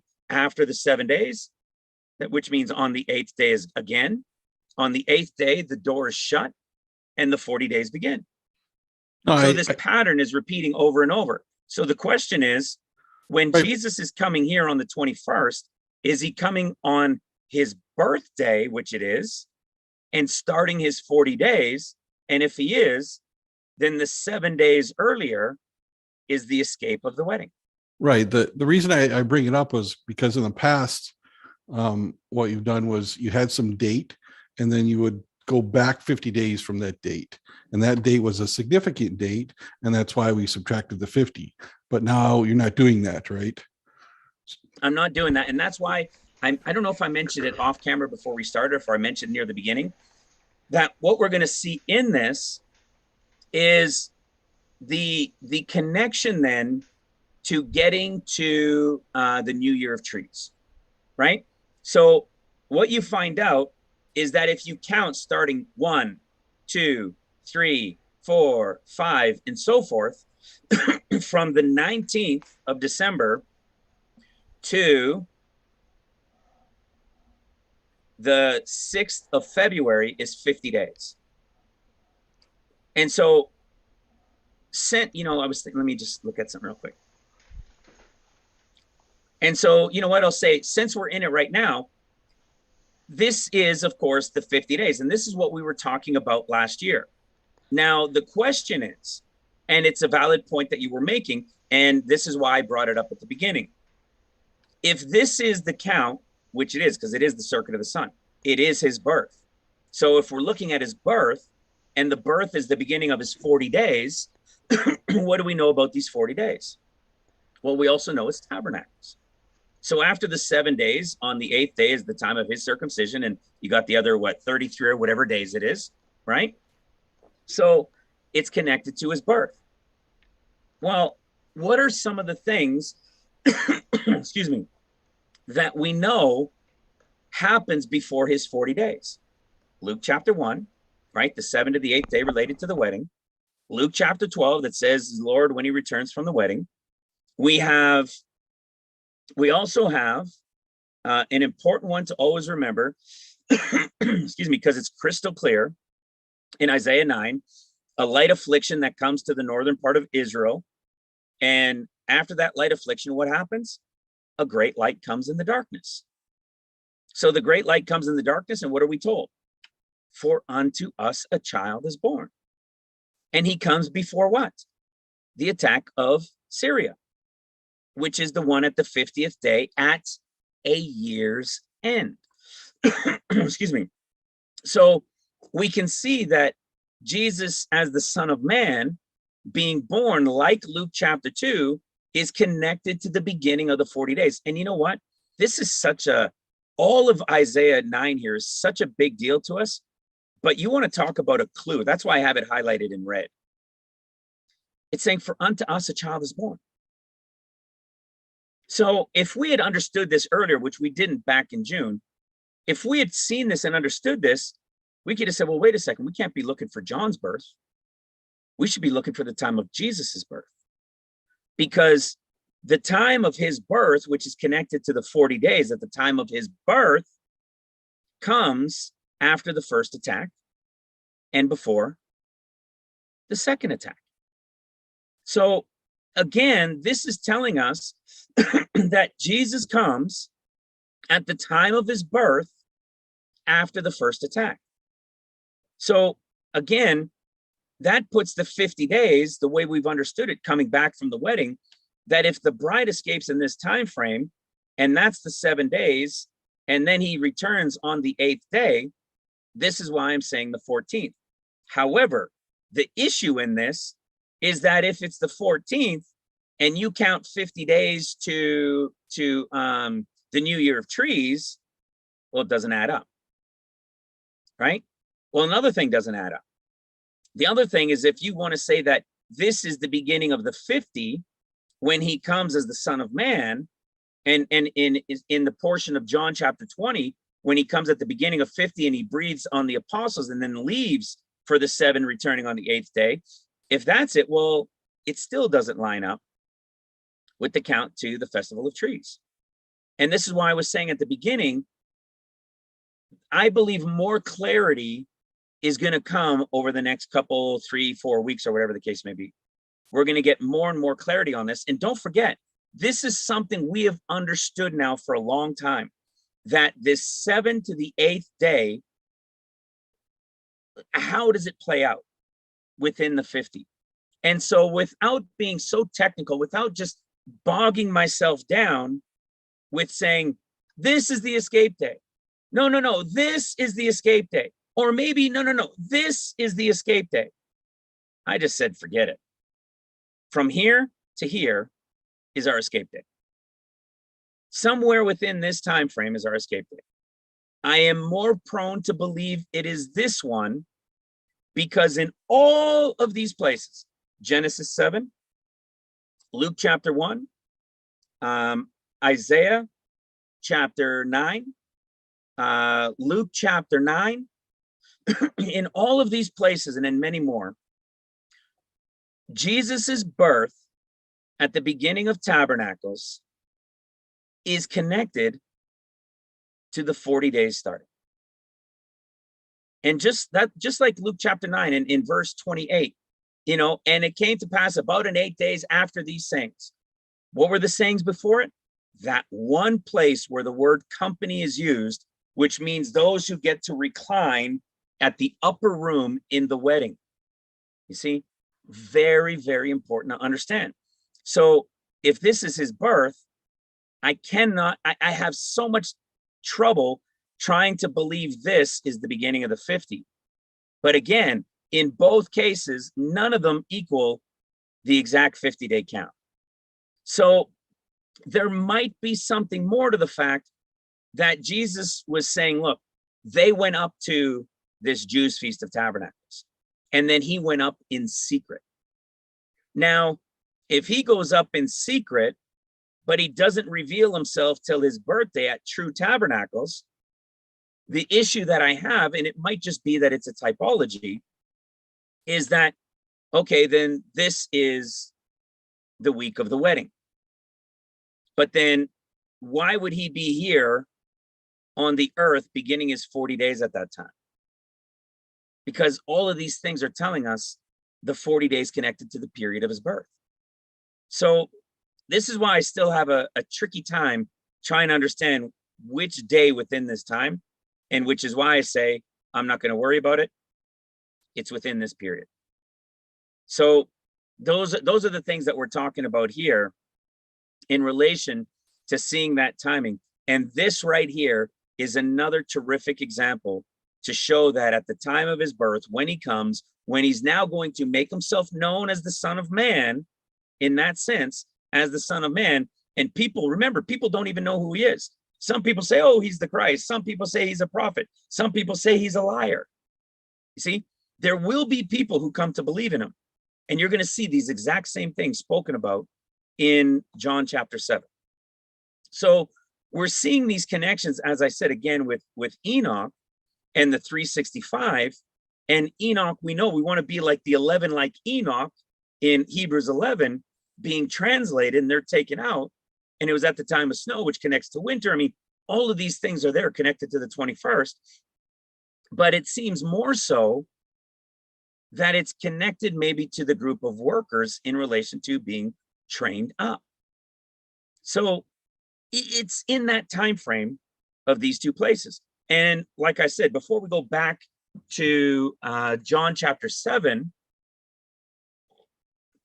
let me go and bring connection more to the other end of the story that you were just asking about, which is the 50 days.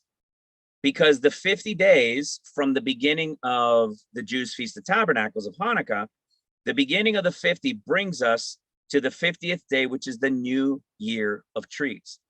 So what do we have in this? We would have it with Christ coming at the turn of the year. And what do we have in relation? Let's go look at that real quick, which will lead us into it. In relation to the, actually, let's go to Exodus.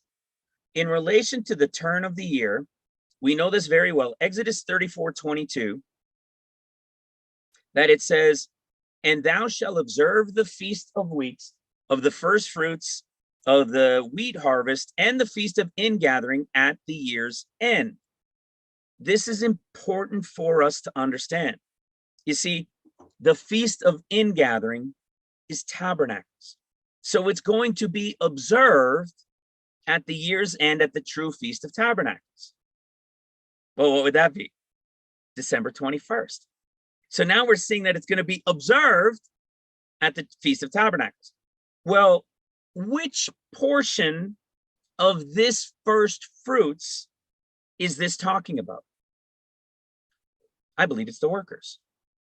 You see, so this observing of the first fruits of the wheat harvest, I believe connects to the workers. So just like we saw in with Enoch in his name with Hanukkah, it would have to take place during the time of Hanukkah, at the time of Jesus' birth of 40 days, which would be in the midst of Hanukkah, at the time of snow, which would be the beginning of winter, and the beginning of the 40 days of the Son of Man when he returns from the wedding. And why? In this case, well, because you got the first fruits, excuse me, which I believe relate to the worker group that remained, like we read in Luke 12, that remain when he returns from the wedding. So now again, it's directly connected to what? Well, this is connected to the Feast of Ingathering, remember 6:14.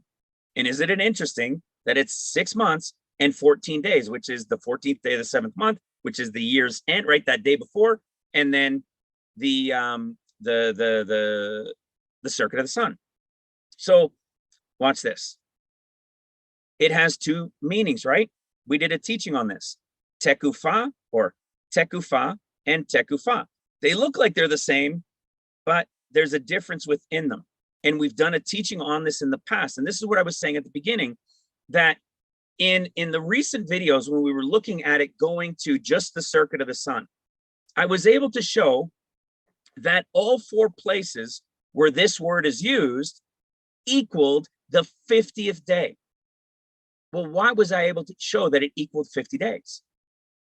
Because all of those connections equaled the year's end, or a year's end, which I was associating to the circuit of the sun. But we know, and we've taught, that there were 2 definitions. One is of the course of the sun, and the other is of a time lapse. So one relates to the circuit of the sun, which is the turn of the year of the sun, and the other one relates to a period of time, a lapse of time coming to an end. Now, can you say that about the sun? Well, no, for the sun, it's the turn, right? It's the turning of the year. So it's going to its farthest end and then it's returning back. But this other one is a lapse of time, which is an end. You see, the course of the sun, the circuit of the sun, excuse me, it is an end, but it's not the end of a period of time. But both of these relate to a period of an end reached before the turning, or an end within a period of time in the year. But there's 2 definitions. Well, we just saw that this one, you can't get around the Feast of Ingathering at the year's end. The Feast of Ingathering at the year's end is Tabernacles. Well, when we go to Psalms, which is one of the other places it's found, in Psalms 19, it says their line has gone out through all the earth, and their words unto the end of the world. In them he hath set a tabernacle for the sun, which is as a bridegroom coming out of his chamber, rejoicing as a strong man ready to run a race.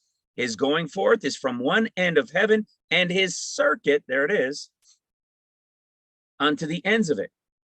So his circuit. So the bridegroom's circuit. So he's being referenced here as the SUN in this typology. He is the bridegroom coming out of his chamber, which means he's been with his bride, and he's now rejoicing as a strong man, ready to go run his race. And he's being referred to as the SUN, which is at the tabernacle of the sun, which we now can prove is tabernacles. And he's going to what? His circuit is from one end to the other. And when is it? At the year's end, at the circuit of the sun, which is what? Tabernacles at the time of ingathering. So we can now see that Psalms 19 and Exodus 34, verse 22, are both directly related to the circuit of the sun, the SUN, which is December 21st at the winter solstice. But what about the other two, knowing that we have another definition? Because remember, there was a way that they all looked like they equaled 50 days. Well, what if we go look at it? One of the other ones was it First or Second Kings? Wait a second. No, Second Chronicles 24. And what was this one about? Second Chronicles 24, verse 23. And it came to pass at the end of the year that the host of Syria came up against them, right? Surrounded Jerusalem. Well, wait a second. This end of the year, which one is it? Is it the circuit of the sun, or is it something relating to a lapse of time? Well, there is nothing here that tells us tabernacles at ingathering, and there's nothing that relates it to the circuit of the sun. It's just told to us at the year's end, at an end of the year. Well, we know there's more than one end of the year in Judaism, right? And one of those, we've shared this not too long ago, there's 4 ends of the year. Okay? How many Jewish New Years? There are 4 New Years. One of them, of course, they have is Tishri. One is Shavat. And this is the one we're talking about. It's the New Year of Trees. Of course, they have another one, Nisan 1 and Elul, which we had been looking at earlier as well. So the New Year of Trees. This is something we've also been talking about in the past. And the reason it went to the back burner was because in the revelation of the stars and the moon and the sun with all the open books and the 70th year and everything, connecting them to the circuit of the sun, they all landed at the equivalent of the time of the circuit of the sun because of this November 1st connection and all of it being the circuit of the sun. However, this word tells us there are 2 forms of N. So 2 of them are related to the circuit of the sun, and 2 of them, as you're going to see, are related to something else that means a year's end. And what did we just show? What do we know about this one here? We know that the host of Syria that comes against them doesn't come against them till what? After the Son of Man, when the host of Syria comes against them and devours and destroys them. That is the end of 50 days, but it is clearly after the 40 days of the Son of Man, which was what? At the circuit of the sun, when he was a bridegroom coming from running his race and so forth, right? You see how it's all lining up? This is why I was saying it was so important that we needed the sun and the moon understanding to bring about this revelation that will make these things more clear, just like John chapter 7. The reason of him coming in the midst of the Jews' Feast of Tabernacles was because it was his birthday, and it was the 1 year anniversary where now he's coming to bring the light that was being hidden is now being revealed. That's what he does at the beginning of his 40 days. And we know it. We showed it all the way back to Genesis verse 3 when he became light. We showed it in John chapter 1 when first was the Word, and the Word became what? Light. John wasn't that light, but he came to bear witness of that light because John was spirit.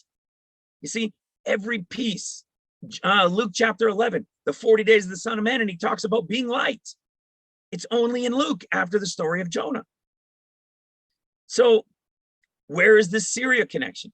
Well, it's the one that relates to the 50th day, which has to be another year end relating to a lapse of time. Hello.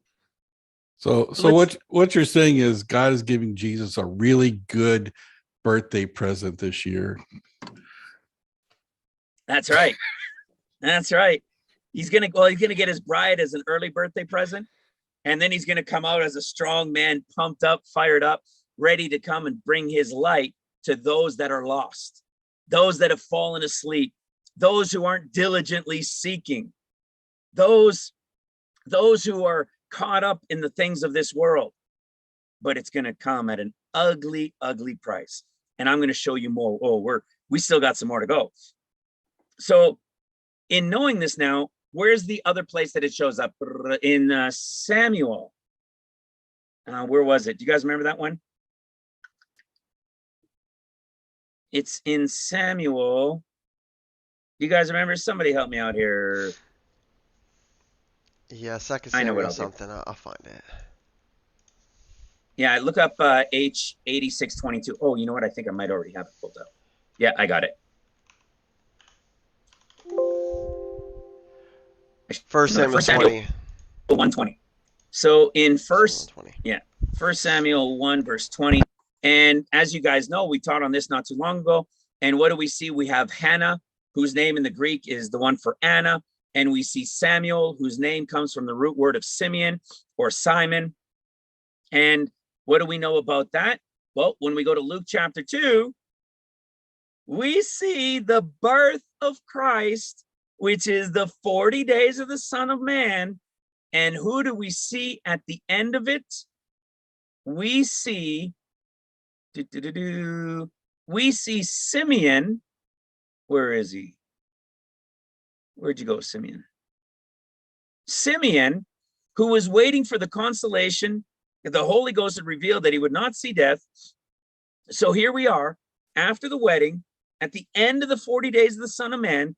There's Simeon, whose name comes from the same root word in the Hebrew as Samuel, which brings you to the same root word, Shimon, and brings you to 85. See, 80, 85, and it brings you to the same here intelligently. It's the same root word of the name for Samuel. And then Samuel's mother, whose name was Hannah, what do we see next after Simeon? In the exact same context of time, we have Anna in Luke 2:36, which comes from, of course, her name is only used once in the Greek, and her name comes from Hannah. So what did we just find out? We just found out that there are two that relate to the end of 50 days in a tekufa that relate to a period of a lapse of time, and two that relate to the circuit of the sun. So what is this other one? The circuit of the sun we've covered. It's the beginning of the 40 days of the Son of Man. But what about the year's end in relation to those that are the lapse of time that relate to the attack from Syria and that relate to the typology of Samuel and Anna, or Simeon and Anna? Well, it just so happens, as we saw, it relates to Tu B'Shavat. What is Tu B'Shavat? It's the new year. It's a year's end, and then the new year of trees. Now, why on earth would that have any relation in us needing to understand it also being a lapse of time, of a period of time coming to an end? What's the point? Why does that matter? I'm going to show you.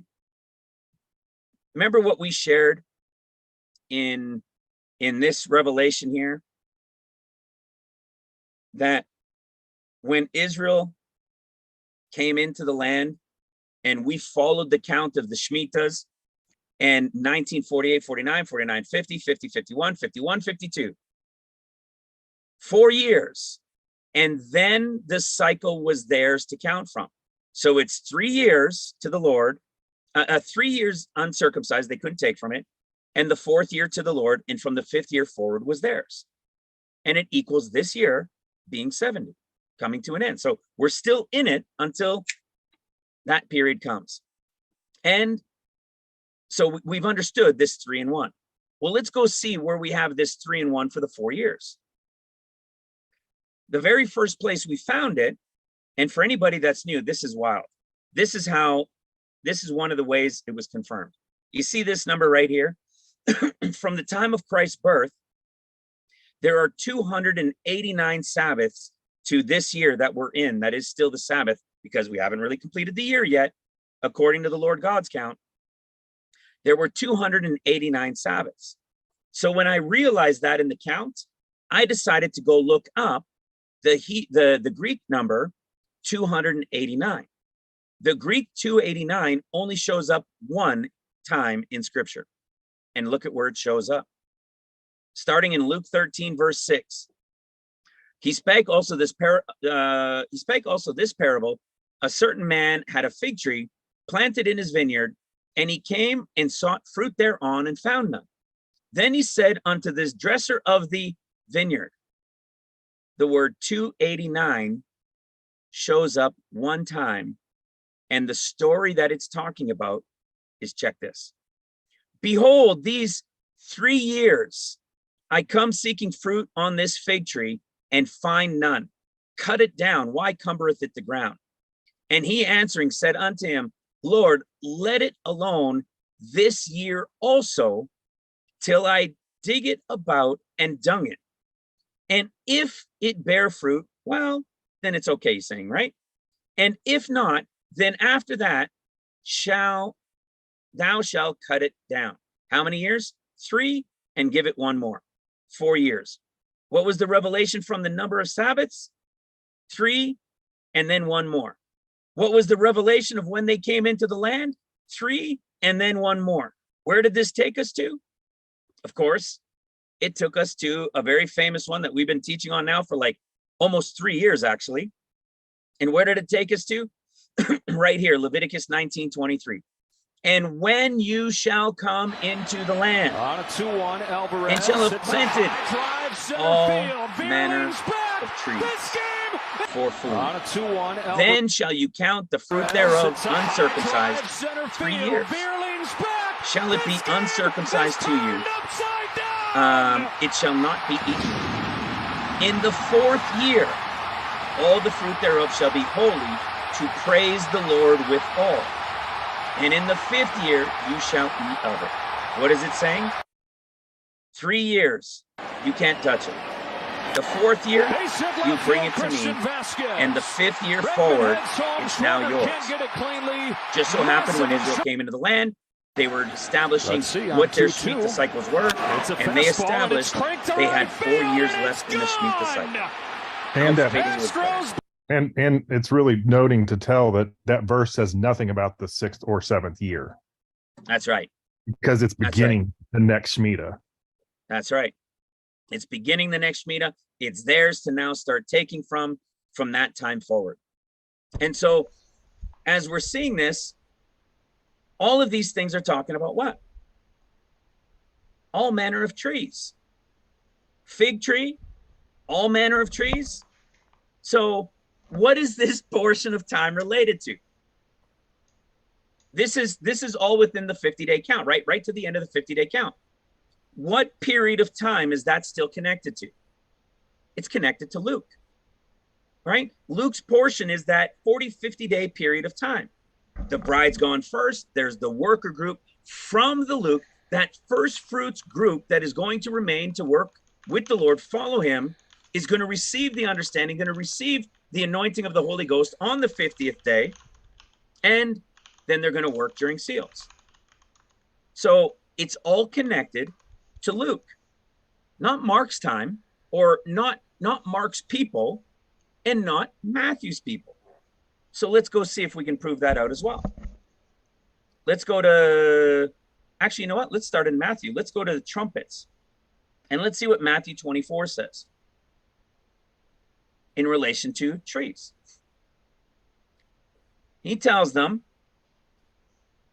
the lesson of the fig tree in Matthew 24, verse 32. Now learn a parable of the fig tree.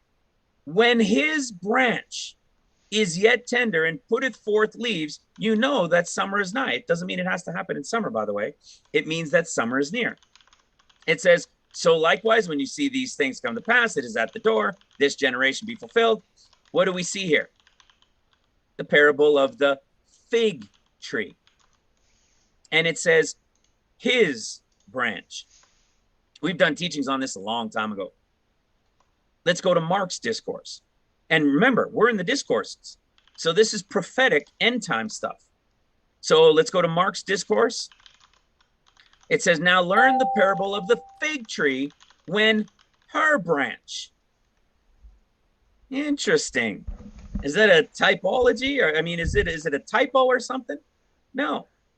Well, now let's go see if we can prove that what we were talking about is connected to Luke's time. In Luke chapter 21, which is all about the period before nation against nation, kingdom against kingdom, which is what? Red horse rider. We know that he tells them in verse 10, then said he unto them, as if he was overhearing Mark and Matthew, nation shall rise against nation, kingdom against kingdom. There shall be great earthquakes. There shall be in diverse places, and famines and pestilence and fearful sights. He's talking about seals.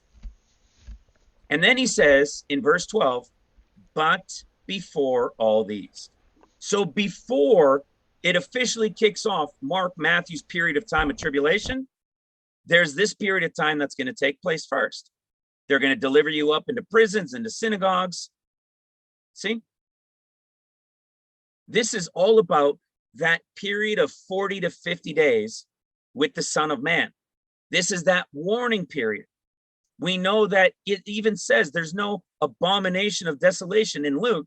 It says, and when you shall see Jerusalem compassed with armies. Well, we know that the first attack is in northern Israel and has nothing to do with Jerusalem. When is Jerusalem attacked and destroyed by armies?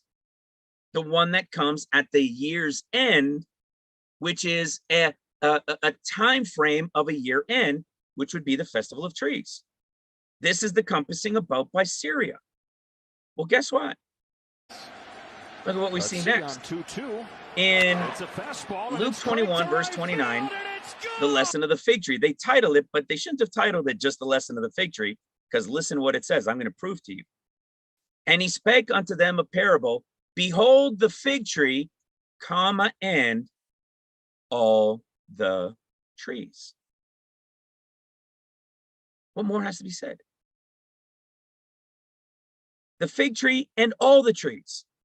We were just in Luke 13, where it showed that it was 3 years for the fig tree and then give it 1 more year. Then we went to Leviticus, and Leviticus said all the trees, when you come into the land and plant all trees, 3 years and 1 more year. And we showed when they came into the land, there was 4 more years left in the Shemitah cycle before it was theirs. So the Astros it's the exact same thing. What did Luke say? All the trees. Fig tree and all the trees. They sealed the deal. They don't mess around. It's connected to what? This is connected to the end of the 50 days, which is the end of Luke's portion of the entire storyline of his discourse. And Darren says, Look at what it Dad, says maybe you weren't supposed in to verse get that 33 job. at the Maybe end you of the gotta be story patient of the to go oops, where at the you're end of the meant to story be. of the A week parable later, of the phone fig tree, or the rang. It lesson was of the the fig Houston tree. Astros. Heaven and The right earth shall man pass away, at the but my right words time shall not pass with the away. right team. That exact same verse ends that portion in each of the Gospels discourses with the exact same wording. What do you think it's the end of? It's the end of Luke's portion, which is what? It's the end of 50 There goes days. the runner, fly ball What's down the the time right of the end of the field 50 line. days? Tucker comes on. All the trees. Kyle Tucker, this Why do you think time Luke's the he only gets one the with job. all the trees? The Houston Astros. And it was 3 years plus 1.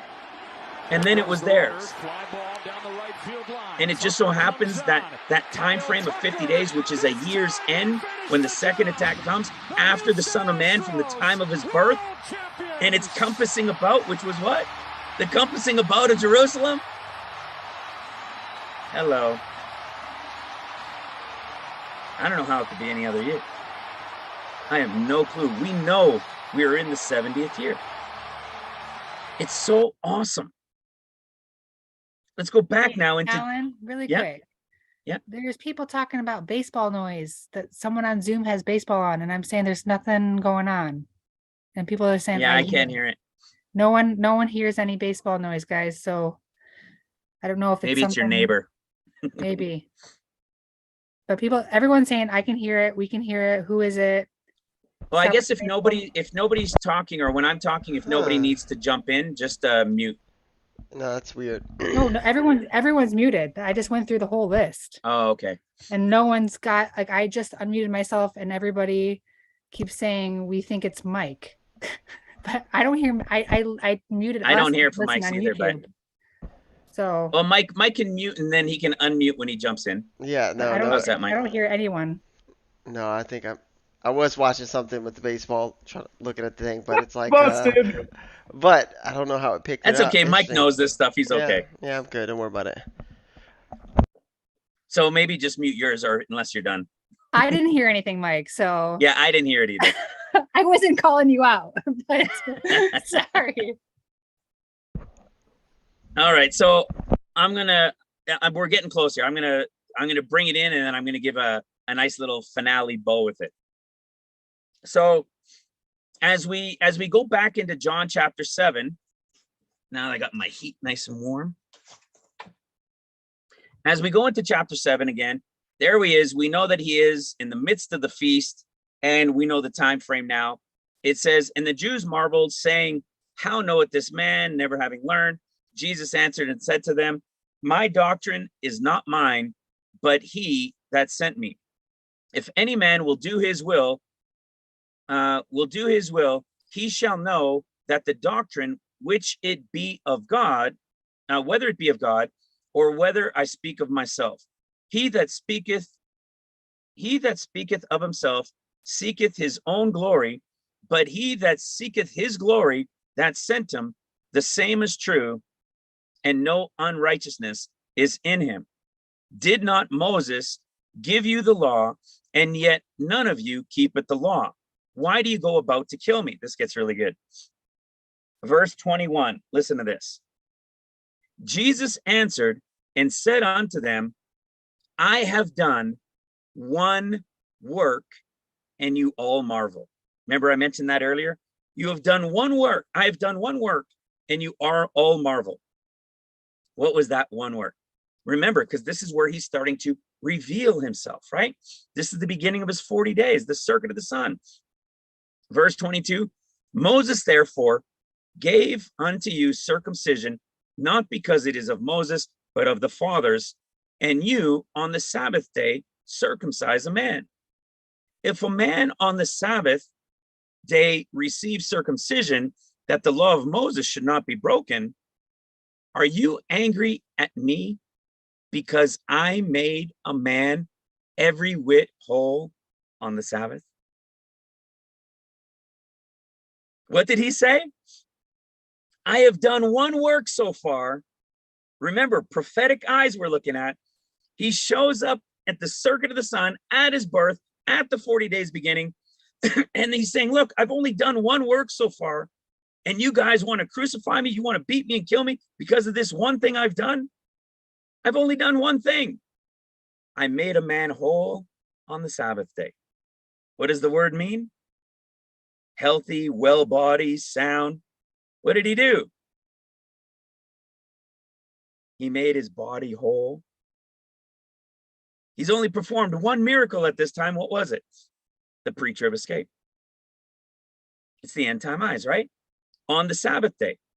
So again, they're accusing him of having done something on the Sabbath day. Well, if we go back to when that would have been, if he's coming on True Tabernacles, which is the 15th day, then what was the escape day? It was the 8th day of the month, the true 8th day of the month, which was what? A Sabbath. And they're angry with him because he made a man whole as the one thing that he's done that they're aware of, and he did it on the Sabbath. And they're angry at him in the midst of the Jews' Feast of Tabernacles. The prophetic connection is unbelievable. Judge not according to the appearance, but judge righteous judgment. Verse 27, howbeit we know, oh yeah, right here. Starting in 26, do the rulers know indeed that this is the very Christ? Question mark. Howbeit we know this man whence he is, but when Christ cometh, no man knoweth whence he is. Isn't that what everybody's going to be saying? Nobody knows where he came from. Nobody knows the day or hour. Nobody's going to know. How come this guy suddenly showed up? Because nobody knows he's coming for 40 days first.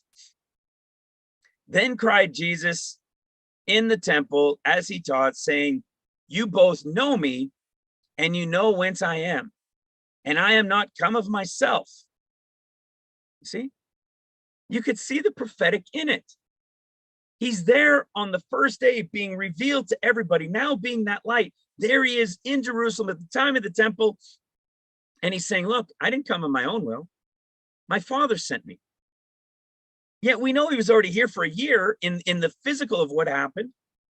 But when he shows up and in the prophetic implication, he's saying, look, the Father just sent me, is the typology of what's happening. But he that sent me is true, whom you know not.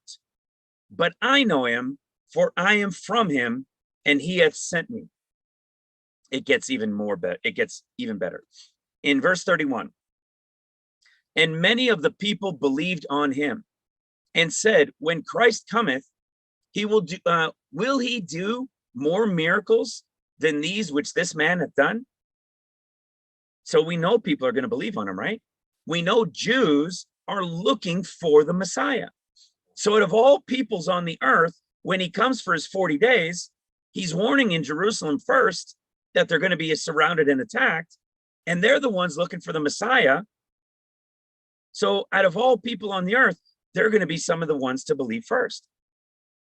Then it says, the Pharisees heard that the people murmured such things concerning him, and the Pharisees and the chief priests sent officers to take him. Then said Jesus unto them, yet a little while I am with you, and then I go unto him that sent me. You shall seek me, and you shall not find me. And where I am, thither you cannot come. Now, think of the prophetic implication again. He's only here for 40 days. When he said this, he had like 3.5 years to go. Doesn't that seem like a weird thing to say with 3.5 years to go? Hey, I'm only here for a little while, and then I'm gone, and where I go, you can't come. And they're like, oh my goodness, where is he going, right? They go on to say, then the Jews said among themselves, whither will he go, that we shall not find him? Will he go unto the dispersed among the Gentiles to teach the Gentiles? Yes, exactly. He's here for 3.5 years. He wasn't going anywhere so far that they couldn't find him. He was around for 3.5 years. But the prophetic implication is because he is only here for 40 days as the Son of Man. And he's telling them, look, then I'm going to return to my Father who sent me, and you guys can't go there. Well, remember, of course they can't. They're Jews. The Jews aren't going to the third heaven. And he's already made a man whole. He has already taken the escape group. Nobody can go to the third heaven where he's going. And then where's he going? They're like, what? What's he going to do? He's going to go among the Gentiles now that are dispersed everywhere? That's exactly what he's going to do. Because what's the end of Luke's discourse? You know, warning that Jerusalem is going to be compassed about and attacked. And then it says they're going to be tread upon and killed and so forth until the time of the Gentiles is over. What's the time of the end of Gentiles? The end of seals. So when he returns on Mount Zion, it's what? It's the end of the time of seals. Gentiles going up. It's so awesome. Man, there was even a few more things, but I won't go in. Oh, let me finish with this piece then in relation to John 7. They go in and they start accusing him, of course, of saying, does our law judge any man before it hear him, and know what he doeth? And they answered and said to him, art thou also of Galilee? Search and look, out of Galilee ariseth no prophet. And we've taught on this not too long ago as well. We've taught on it before that there was a prophet who was born out of Galilee, and it was Jonah. And what did we share from Luke chapter 11? That Jesus would be as Jonah was a warning to Nineveh, so shall the Son of Man be in this generation. And he's being accused of being the fact that there was no prophet ever from Galilee, yet Jonah was that prophet. And in the very same place where we know he's coming to reveal himself to bring light, the very same story that is connected, that follows Luke 11, is Jesus talking about light. You don't hide the light. You don't put it under a basket. You let it shine its light everywhere for everybody to see. And in this same chapter, in chapter 7, he was being accused of doing everything in secret by his brothers, and it was time to go and make himself known. He says, I can't go yet. My time is not yet full come. And bang, when was his time full come? At the 1-year anniversary, his time was full come, and he's a light shining to the world.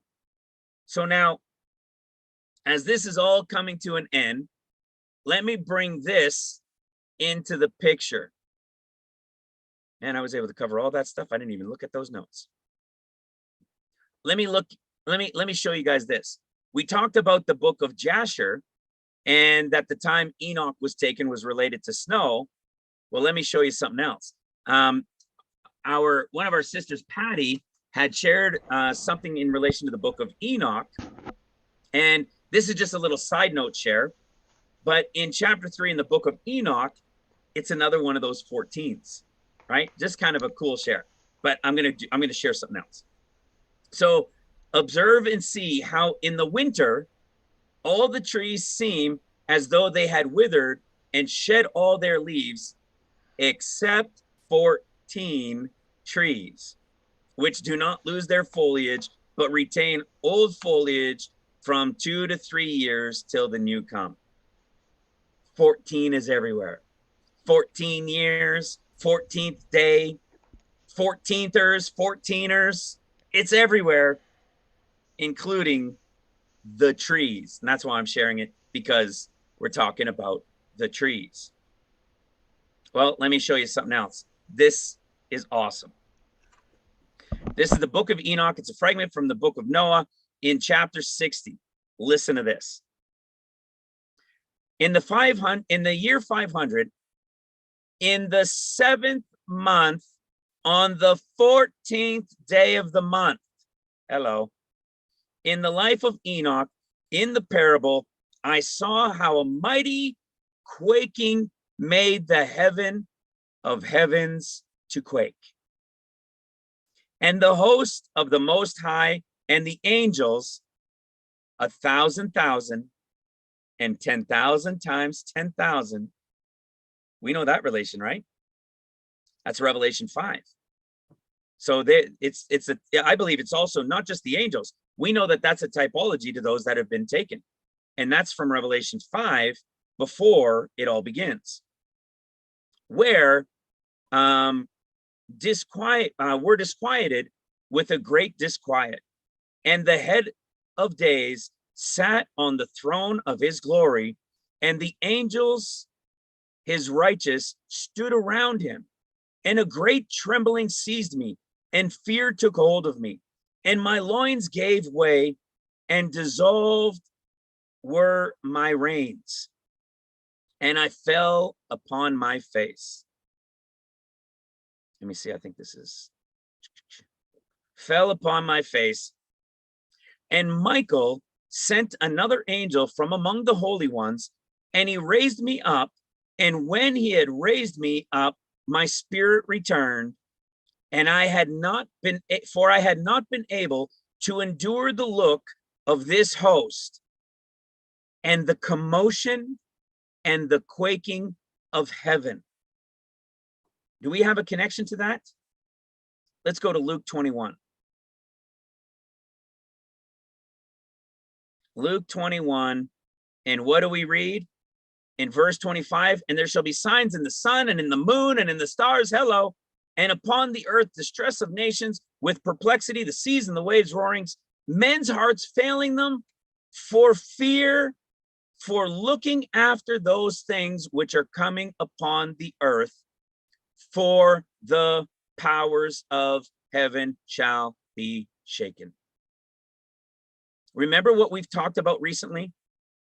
This coming of the Son of Man. I don't believe that this coming of the Son of Man is what the bride is going to see. I believe this coming of the Son of Man is related to the workers. I believe they're the ones that are going to see him at this point when he comes to begin his 40 days.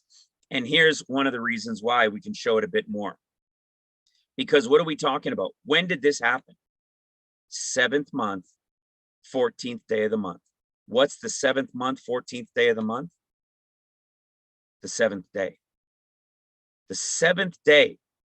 If this is the escape, there's your 7, and that's your 8th day. They're seeing this at the quaking and the shaking of the heavens. And who's coming? The Son of Man is coming. He sees this devastation happen on the true 7th month and 14th day of the month. Now listen to what it says. And the commotion and the quaking of the heaven. And Michael said unto me, why art thou disquieted with such a vision? Listen to this. Until this day lasted the day of his mercy. The Lord's mercy lasted until the 14th day of the 7th month. His mercy lasted until the 14th day of the 7th month. And in Luke, we see what's coming, what's falling, what's coming from above. And when they see this coming, it's the sign of the Son of Man coming. Do you see what it said? 7th month, 14th day of the month. And it was until this day that the Lord's mercy had endured. He hath been merciful and long suffering toward those who dwell on the earth.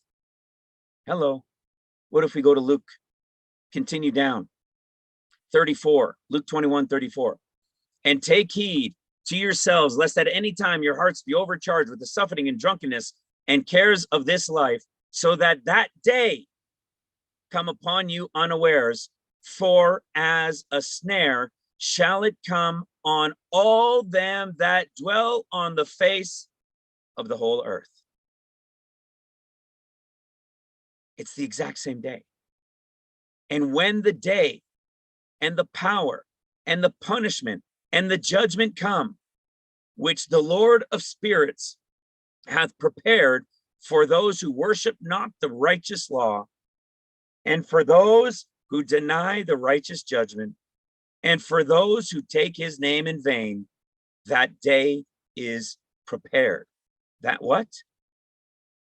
That day is prepared. For the elect, a covenant. For the sinners, an inquisition. When the punishment of the Lord of spirits shall rest upon them, it shall rest in order that the punishment of the Lord of spirits may not come in vain, and it shall slay the children with their mothers and the children with their fathers. Sound familiar? Talks about it everywhere. But woe unto them that are with child, and to them that give suck in those days. For there shall be great distress in the land, and wrath upon this people, and they shall fall by the edge of the sword, and they shall be led away captive into all nations, and Jerusalem shall be trodden down of the Gentiles until the time of the Gentiles be fulfilled, which is the portion at the end of the 40 days when he goes unto what? The dispersed of the Gentiles till the time of the end of the Gentiles be fulfilled. I don't know what else to tell you. It's all there. Cool. Cool stuff. Alan, I got a cool thing to add on to too. I learned last night, and I just did the count just now because I didn't know what our dates were. Mhm. So there's the 3 Jewish prophetic the prophecies talking about, the 2 Benjamins. Mhm. So I forget I think it's the last one. It's the one that starts with a T, the TH. I can't remember. Forgive me. Maybe someone in the chat knows. But because I remember debating this with my mom last night because it talks about how the 2 Benjamins, they won't be able to come up with a government. Mhm. And so it says the last one, the Sabbath after the Mhm. Messiah will show, but they have 42 days to establish a government because they have That's 28. right. They have 28, and they can ask for an additional 2-week 14. extension, yeah. Yeah. Right. Yeah. And those 42 days from the 1st, which is when the election happened, Mhm. is December 20th.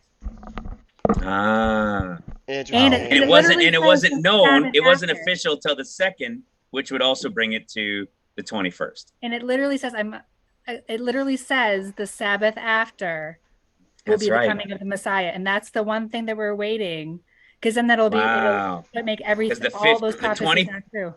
that's right. The 21st of December is true Sabbath. The tractate. I'm probably saying it wrong, but BB just said it in the.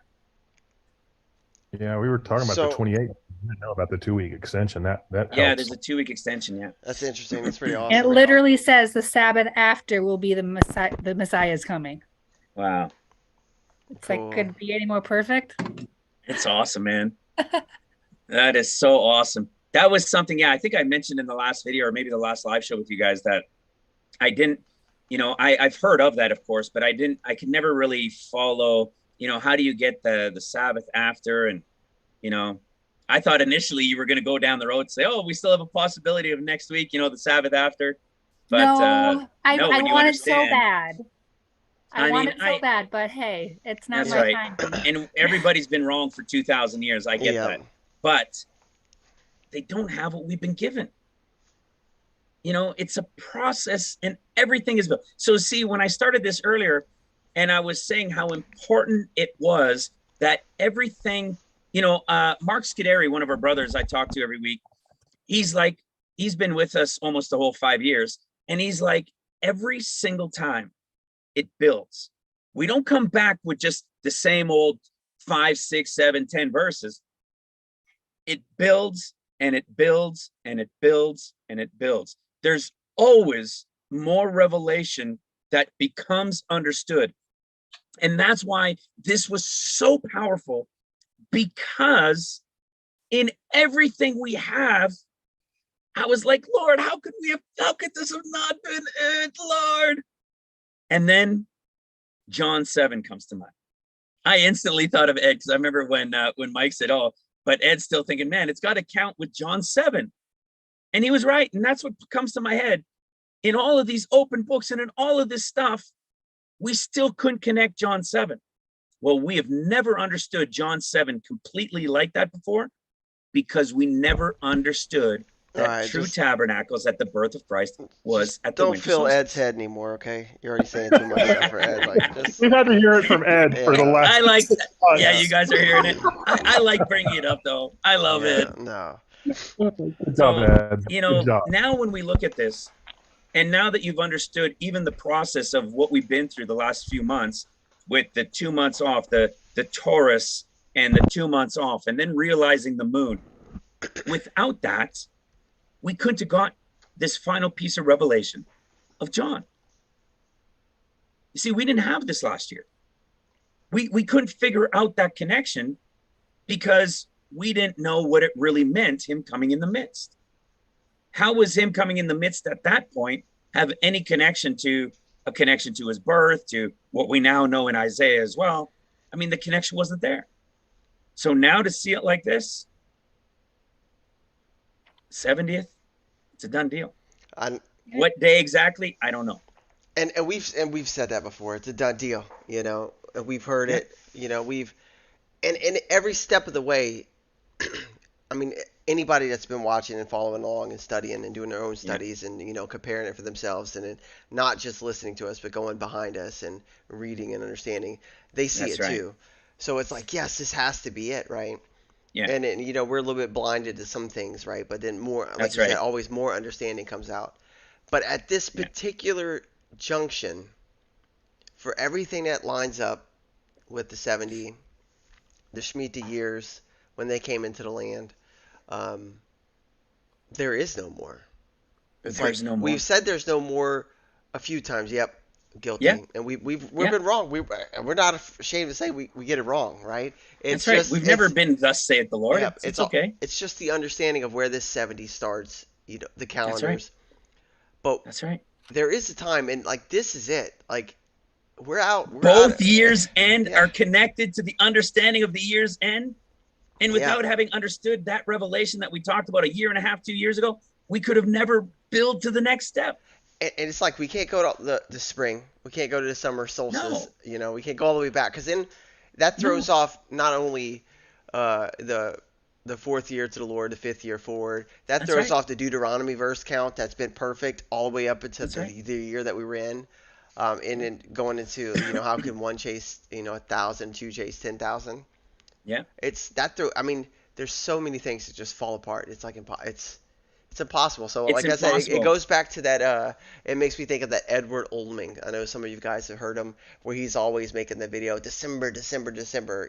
He's saying like there'll be a December where Christmas will be unrecognizable in America. So hey, But let's it's hope that's beautiful it. though. Yeah. It's beautiful though with 7 too, because first of all, like going back to what we've learned with the feasts and the Hebrew just traditions and like the preparing of the bride, like I really feel like we gained such momentum like back this time last year. Like that's That's right. really when I joined the ministry too. And we've talked about, preparing the bride for her bridegroom to come for a whole year, right? Because Mhm. we're really like die set on what was like this time last year. That's And right. then you look at like John 6 and you see like right now, the Yannicka and the murmuring of the Jews, like talking about like what's going on with them. So you see in John 6 the murmuring of the Jews, and then you see the great falling away. Like you've Mhm. literally got many disciples fall away, and like it's all a disputed division over Christ. And it's Yeah. like you just see it unfolding, and then you have the adulterous woman forgiven, like right That's after. right. It's like you can't dispute 7. And with Yeah. everything, like you said, just falling into place, it's just like it's only can be orchestrated by Christ or by our Christ, our Creator. That's right. Just And beautiful. and that's the thing. So when we were talking about it all, and when I was screaming out to the Lord and saying, "Look, with everything, Lord, I know we haven't missed it. How is it possible?" John 7. Now John 7 is literally in the midst of all of it. I don't know what else. In fact, let me share this real quick. I forgot about this part, Mike. Let's go into Numbers. Oh yeah. In the book of Numbers, Numbers chapter 7 is what? Setting up of the tabernacle. But the setting up of the tabernacle, we know it's that 7-day thing, but we see that it relates to the 12 tribes. And so one of our sisters, when we spoke about this last year, I didn't realize that the 12 days of Christmas were after Christmas. So in this case, they're not relating to after Christmas. We're looking at this as these quote unquote 12 days, but it's talking about the 12 tribes. And so look what happens. If we're counting from the 14th, 1, 2, 3, 4, 5, 6, 7, 8, 9, 10, 11, 12. So we've got 12 days to Christmas, which, by the way, one of the reasons in relation to Christ, because historically, like I said, in the debate as to when John was born and when Christ was born, we can now prove them by combining it together in the Revelation.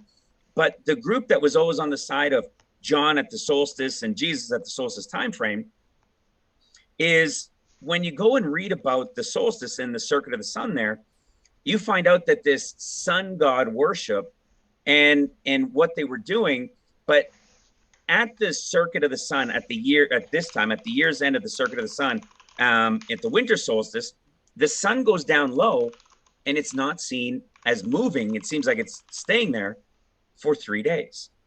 It doesn't rise till the 3rd day. And that was the reasons from the 22nd, 23rd, 24th, and it's the evening of the 24th, which is one of the reasons they've gone with December 25th in relation to his birth. So it's not that that understanding was all that far off, but it was just to sun god worship. But what happens now is if we look at these 12 days and we consider them as the 12 tribes, we might be seeing again more connection to the fact that it's day 1, which is day 1 of the 50. So again, I'm more heavily leaning to this being the escape and the start of 50 days. Again, we've got a time frame of that 1 week. But as we go to Luke, Numbers chapter 7, we're going to see this 12 days. We've talked about it before in relation to the 8th day, but now we're going to look at it not as the 12 days after, but the 12 days leading up. Why? Because Hanukkah is now in the right place, just like 29 AD. So watch what happens. There's the 12 days for each tribe. And what's it called?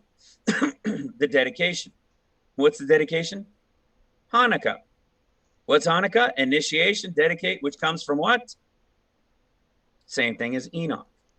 Okay? So again, it's the same time frame. And we have the first day, 2nd, 3rd, 4th, 5th, 6th, 7th, and 8th. And if you guys remember in the past, one of the connections that we were looking at possibly connected here was the fact that Numbers chapter 7, verse 54 almost seemed like it could be a continuation from John 7, verse 53, which was in relation to the 8th day. So we followed it here, and in Numbers 7, verse 54, as if a continuation from John chapter 7, which ends in verse 53, it starts with on the 8th day. Kind of interesting, right? So what do we know about this 8th day? Well, in this case, this 8th day is connected to what? Well, we'd be looking at it in relation to the 12 tribes, and the 8th day would be when Jesus showed up in the midst of the feast. When Jesus shows up in the midst of the feast, what do we see about Enoch related to 365, which is the year's end, which would be what?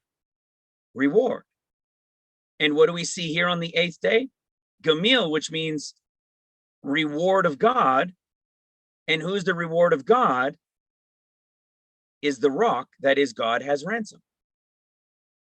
So again, here's this connection on the 8th day when the Son of Man is coming, and it says has ransom, and it's the reward as Enoch. What's it talking about? During the time of the dedication, which is Hanukkah. So all connected to the same time frame. But if this is what if you guys remember earlier when I was saying about Enoch and that those who were rewarded for diligently seeking, it made me think of the possibility that, does the bride maybe go on the 21st, which was this conversation we've been having, on the first day or on the after 7 on the 8th day. So what if we go back to day 1 and see what it tells us about the names related to day 1? So in Numbers chapter 7, verse 12, it says, then offer the first day was Nahshon. Now, this guy doesn't have a good name. This guy's name means enchanter, which means to hiss, like the Nakash, magic spell. So just like Lucifer, right? Or Satan in the garden. But we have the other name. And the other name is this one here, Aminadab. And listen to what this guy's name is. This guy's name is also on the first day. And listen to what his name is. His name is People of Liberty. And People of Liberty comes from one of the root words, which means to present spontaneously, offer freely, willingly. So there's a volunteer as a soldier. Volunteer, yeah. To volunteer could also be as a soldier. To present spontaneously, offer freely. Hello. What's that sound like? Like a free will offering, right? What do we know within this free will offering, which is the pre-trib Bride of Christ group? We know a group is taken, and from them, a group is remaining, and they would be what? Soldiers. So a lot of people wondered, oh, if the Lord asks me, am I able to say, Lord, I would really rather go to the third heaven? Well, maybe so, to volunteer as a soldier. So maybe it is possible. Well, what does this remind us of? Deuteronomy chapter 16. What happens from those of the Feast of Weeks when you put the sickle to the corn? Verse 10, and thou shalt keep the Feast of Weeks unto the Lord thy God with a tribute of a free will offering. The word tribute is only used one time. It's in abundance, and it's what? Liberally being given. And it's a free will offering, which is spontaneous, freely, voluntarily, and comes from the word, spontaneously presented free will. Now look at that. Volunteer as a soldier, right? Go to Luke. And this word's only used in Luke, and even though it's used several times, but go to Luke 5:5. This is Jesus calls his first disciples. And Simon answering said unto him, Master, we have toiled all night, and we have taken in nothing. Nevertheless, at thy word, I will let down. So if there's a training up, if there's a volunteering as soldier, why is that word master only used in Luke? Look what it says. As a commander or a teacher. So a commander commands soldiers, and they're being trained up. And that's only used in Luke. And it's when he calls his first disciples. Boom! That's right. Just kidding. It's when he calls his first disciples. And what is he teaching them to do? This is only found in Luke. In verse 6. And when they had done this, they enclosed a great multitude of fish, and their net break. Now, what are they being trained up to do? During seals, they're working to what? How to catch fish. Bring in the great multitude. Yep. They're going to be taught to be fishers of men, and they're bringing in a great multitude. When does the great multitude come in? You guessed it, in Revelation chapter 7, in the 7th year of seals, when the great multitude which no man could number. So awesome. I'm telling you, it's so exciting to understand the open books, the Gospels, the 14 years, the 21, the big picture, the fractals. I mean, dude, it's awesome. Yep. Dudettes.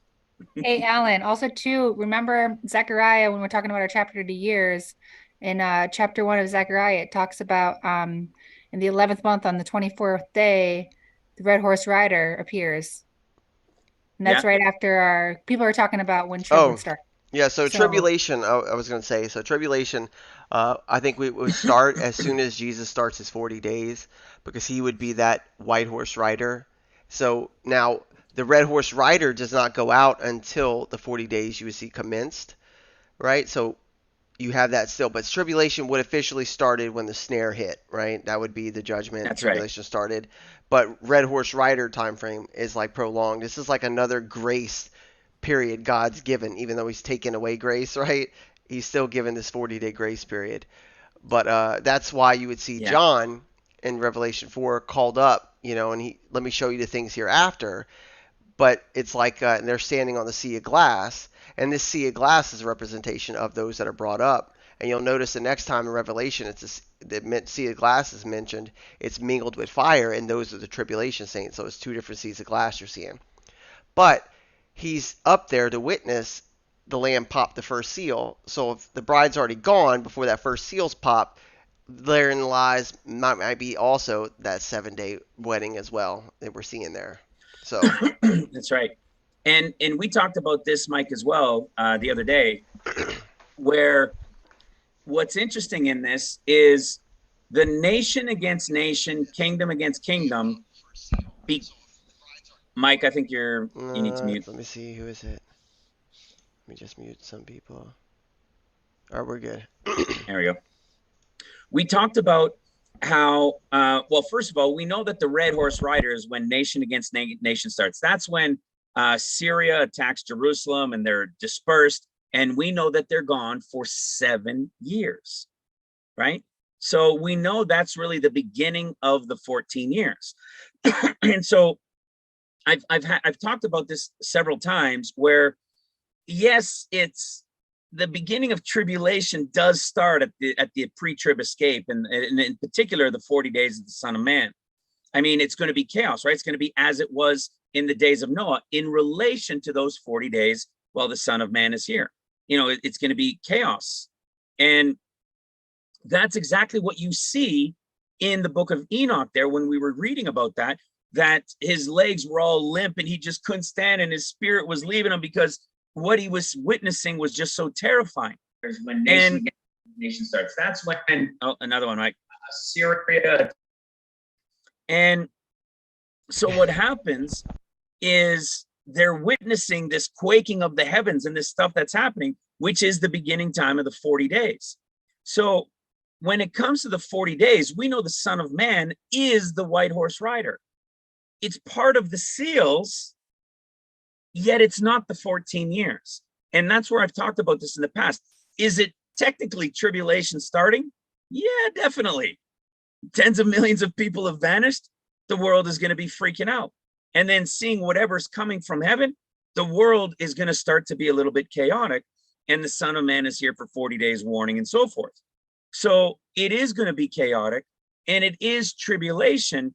But when we talk about it, the real 14 years, or the 7 and the 7, if you will, don't start until the red horse rider, which is at the 50th day.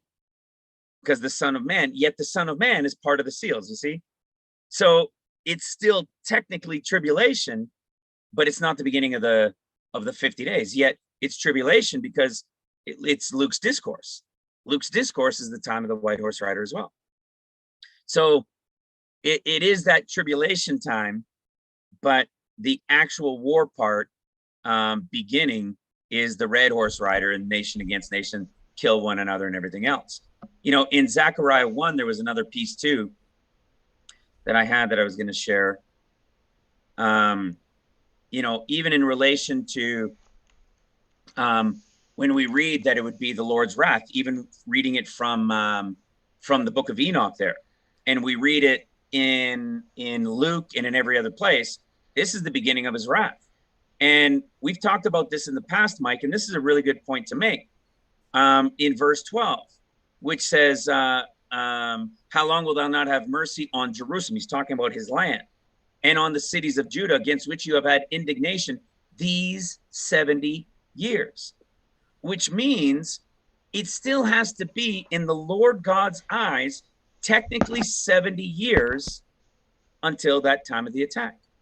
So it looks like the count of the official year's end of the Lord God, which is the New Year of Trees, which is all connected to the trees we were talking about, is still the 70 years. Because it's when the 70 is over that the 14 years begins. And when does it begin? When Jerusalem is attacked the second time at the 50th, and then they're removed for 7 years. It's the 7 years of seals. They got to be removed from the land. And then you've got the 7 years of trumpets. And what's interesting about this that we talked about in the past is when Jesus came, how was this fulfilled in Christ? Right? People say, oh, well, it was fulfilled in... No, it wasn't. They'll say because Jerusalem was attacked and destroyed in 70 AD.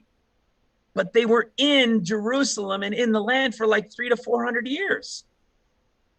So why would he say these 70 years since they've been in the land and he's been upset with them? Doesn't make any sense. Because they were in there for 300-400 years. It's only when they came back into the land. And the same thing applies, like we showed with Psalms 90 and 10, right? The same thing applies with Psalms 90 and 10, 70 to 80, then a short period of time, then we fly away, which is 3.5 years. That's a total of 14 years. Yeah. So it's not until they're destroyed in Jerusalem and Luke's discourse ends.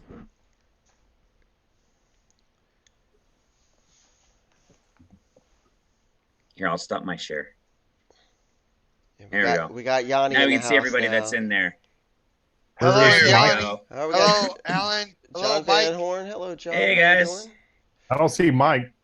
He's hiding somewhere. Hiding. Yeah, I'm hiding. Hiding.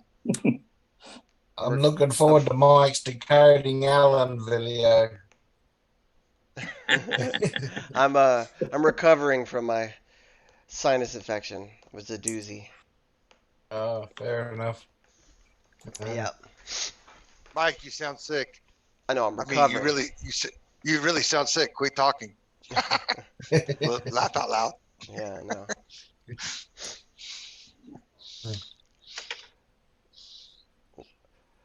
Well, it's good to see you guys. What you We've got, some- Yanni? We got some other people in here. We got Kevin Hurd.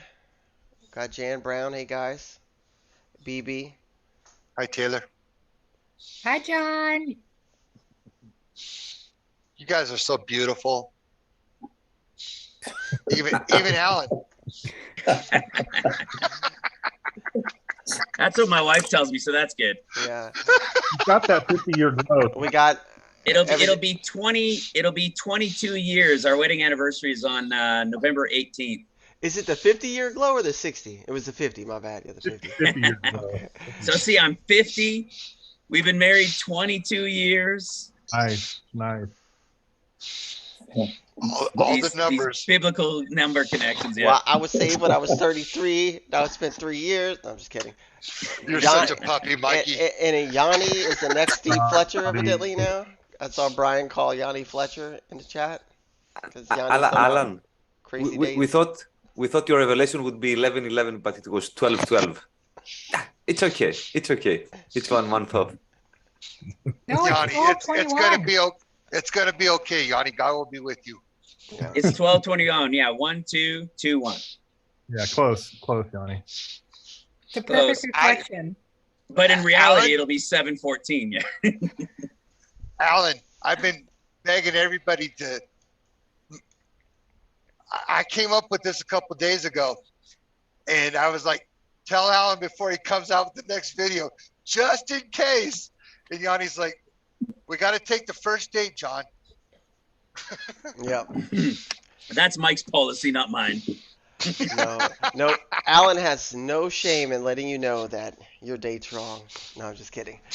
But I'm really not. But he's like, no. Somebody- Now, yes, I'm absolutely. always happy to be Yes. looking earlier. We're looking Yeah, every day, exactly, right? yeah. I mean, That's the other This thing, this ministry is not about looking for a date. It's looking for the truth. That's right. yeah. And if it And happens the- to be the 8th, 7th or the 8th of November or the 11th, we'll take it. That's right. Absolutely. Somebody did mention in the chat that the dollar is supposed to stop December 13th. So wouldn't that Well, be I remember the interesting dollar was timing? supposed to stop and everything was going to crash October 24th too, right? So, No, I Yeah, think they we'll were see. saying like the cryptocurrency's coming out, right? The digital currency in December. oh, I the don't new remember. digital Maybe. currency. Yeah, I don't remember. Yeah, not I just thought quite that was yet. interesting.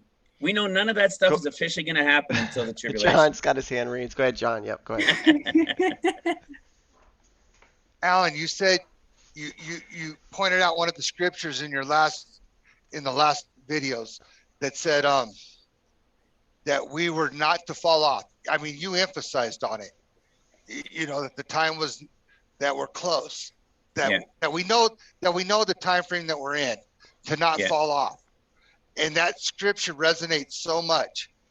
We're regardless of what we see at the moment and what it actually becomes, we are close and we cannot fall off. All of you, I encourage you, I strengthen you. I don't stay strong. Stay strong in the Lord. He's got this. We got this. Read It's Hebrews. close. Amen.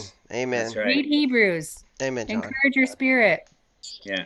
Yes, and it's gonna feel like it was once we're there, it'll feel like all that Nothing. went like blip. You know what I mean? That's So, right. A short time. Yeah. It'll A be a hiccup. blip and it'll be as nothing compared to what we will receive for what we had to endure. Yeah. Imagine you those know, words. it's Well one done. thing. It's one thing for us to say it in our lives. You know, yeah, we have ups and downs and there are very difficult times and we've all had our moments, but there are people in this world that are living horrific periods of time in their life. I mean, like we couldn't even comprehend, that are going to be there. And even for them, it will be as if it was nothing in comparison. So, you know, it's one thing Praise for us God. to say it, but imagine them being also able to say it, because Paul wasn't just talking to a small group. He was talking to everybody. Yeah. So I wouldn't want to live what a lot of people are. And I'm so thankful that we've been blessed to have what we have for all of us. But there's a lot Amen. who don't have anything close. And even they will say, They it was are the all examples we worth it follow. and beyond. That's right. Yeah, they're the examples we follow. Yeah. Exciting Love you times, guys. man. Love you too, brother. So, what do we got? Do you want to keep Yanni, going for a what little you got? bit? Yanni, Yanni, you Or do you got want something. to, unless you want to just close it off now and then just keep the chat going? I don't know if Is there I any mean, questions? Final ones in the Yeah, chat? any questions maybe? Yeah. yeah, I mean, or they want to, yeah, if y'all want to keep asking questions, keep us on longer. Otherwise, we could just go to Well, Zoom. I can do just a quick screen share on faith. It's come up a couple of times this week. People thinking that they can just have faith and it's theirs. And I've just shown before that if you look in Strong's, if I could share my screen, can I do that? Oh, I see what you're saying. Yeah, go Yeah, ahead. Mike You would can have share. to do that. He should be able to share. Go ahead. All right. Yeah. Do you know how, So- Alan? Okay, yeah, there you go. How's that? That's All Mark, right. yeah. Yeah. So you can, there you go. as you can see there, you come to this bit here. It's always a gift from God and never something that can be produced by people, in short. God's divine persuasion and therefore distinct from human belief or confidence. So yet knowing it, the Lord continuously births faith in the yielded believer so that they can know what he prefers, the persuasion of his will. And if you come down a bit further to here, a bit better description. Faith and belief are not exactly the same. Faith always comes from God and involves his revelations. Therefore, faith is beyond belief. Faith is God's work. Faith is never the work of people. We cannot produce faith ourselves, nor can we drum it up at will. Rather, faith comes from Christ, speaks his word within. So yeah, that's basically it. So when you have a look in That's right. what is it in Hebrews there, and you see you can only please God, you know, with when you have faith. That's why, because it comes from him. It's pure, it's holy. So that's why it's that's the only right. way you. It's the same thing we get in John 6, right? In John 6:44, and Jesus is saying, no man can come to me except the Father which hath sent me draw him, and I will raise him up the last day.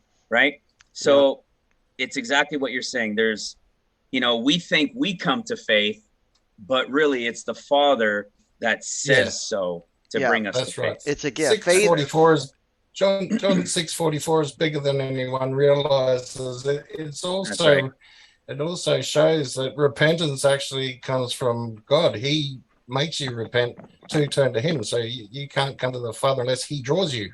That's right. Which means he initiates it. So you're actually repenting as well. And then I think the faith thing is a bit later. When he gives you that, it's an actual proper gift. It's wonderful. That's why it's right. That explains the free gift. It's a gift from God. Faith is a gift from God. So that's what we were talking about earlier when it says you receive the end of your faith, because God gives us our faith, right? So we have this faith to continue to keep on doing what we're doing, and in hope, and earnest expectation of what's to come. But there will come a moment where we reach the end of that faith. That's why it says in that one scripture, we see in a glass, darkly lit, right? Not saying, and I hate when some people take that out of context and they're like, oh, well, this is why you could prophesy and get it wrong. You're okay because we understand it. No, God's saying when you prophesy in part, it's like saying Elijah would say something, and that was truth what he said. That came to pass, but we don't see the bigger picture of it yet. But there will come a time where prophecy and languages and all this will go away because we're going to have perfect understanding, and we'll understand it because he will give it to us and reveal himself in full to us. So therefore, you will have reached the end of your faith, right? Because you now know and you're standing before God. It's before God. That's why you can't say God has faith. God does not have faith. He already knows everything, right? So to say God has faith is to say he doesn't know something. So that's what we mean by in 1 Peter when it says to reach the end of your faith is like you will now officially know. God is faith manifested. It's like going back to what Mark is sharing in Hebrews. I just pulled it up and I thought it was funny because you have Hebrews 11:1. Now faith is the substance of things hoped for, the evidence of things not seen. But the title of that chapter is Faith Before the Flood. And what are we experiencing right now? It's like by faith. Yeah. And that flood's coming. You just have to have trust in that. That's right. Unless you're Yanni. So we stop guessing, Taylor. We stop guessing, right? We know. Prayerfully, come on. If that prophecy doesn't come true, then everything. There's so much that's just. Everybody that hears my voice right now, send a snowball to Alan and hit him with it. Right? We're already covered in snow, man. I won't even see it. Just stay in the shower. Just stay in there. Well, I think we're good now, man. Yep. This faith will be used for the Jews, which the Jews always need signs and miracles. So our faith, when that happens, it'll be a miracle, and that's the sign that the Jews need. So I'll be talking more about that in an upcoming video now that we've got a little time. Yeah. Prayerfully not. Another one. Go by so quick. Yeah, prayerfully not. It'll go by quick, actually. Yeah, that's right. Yeah, prayerfully not, but if so, it'll pass by quickly. Yeah. I think we were here last year in the first 6 months of this year. We weren't looking at a specific time because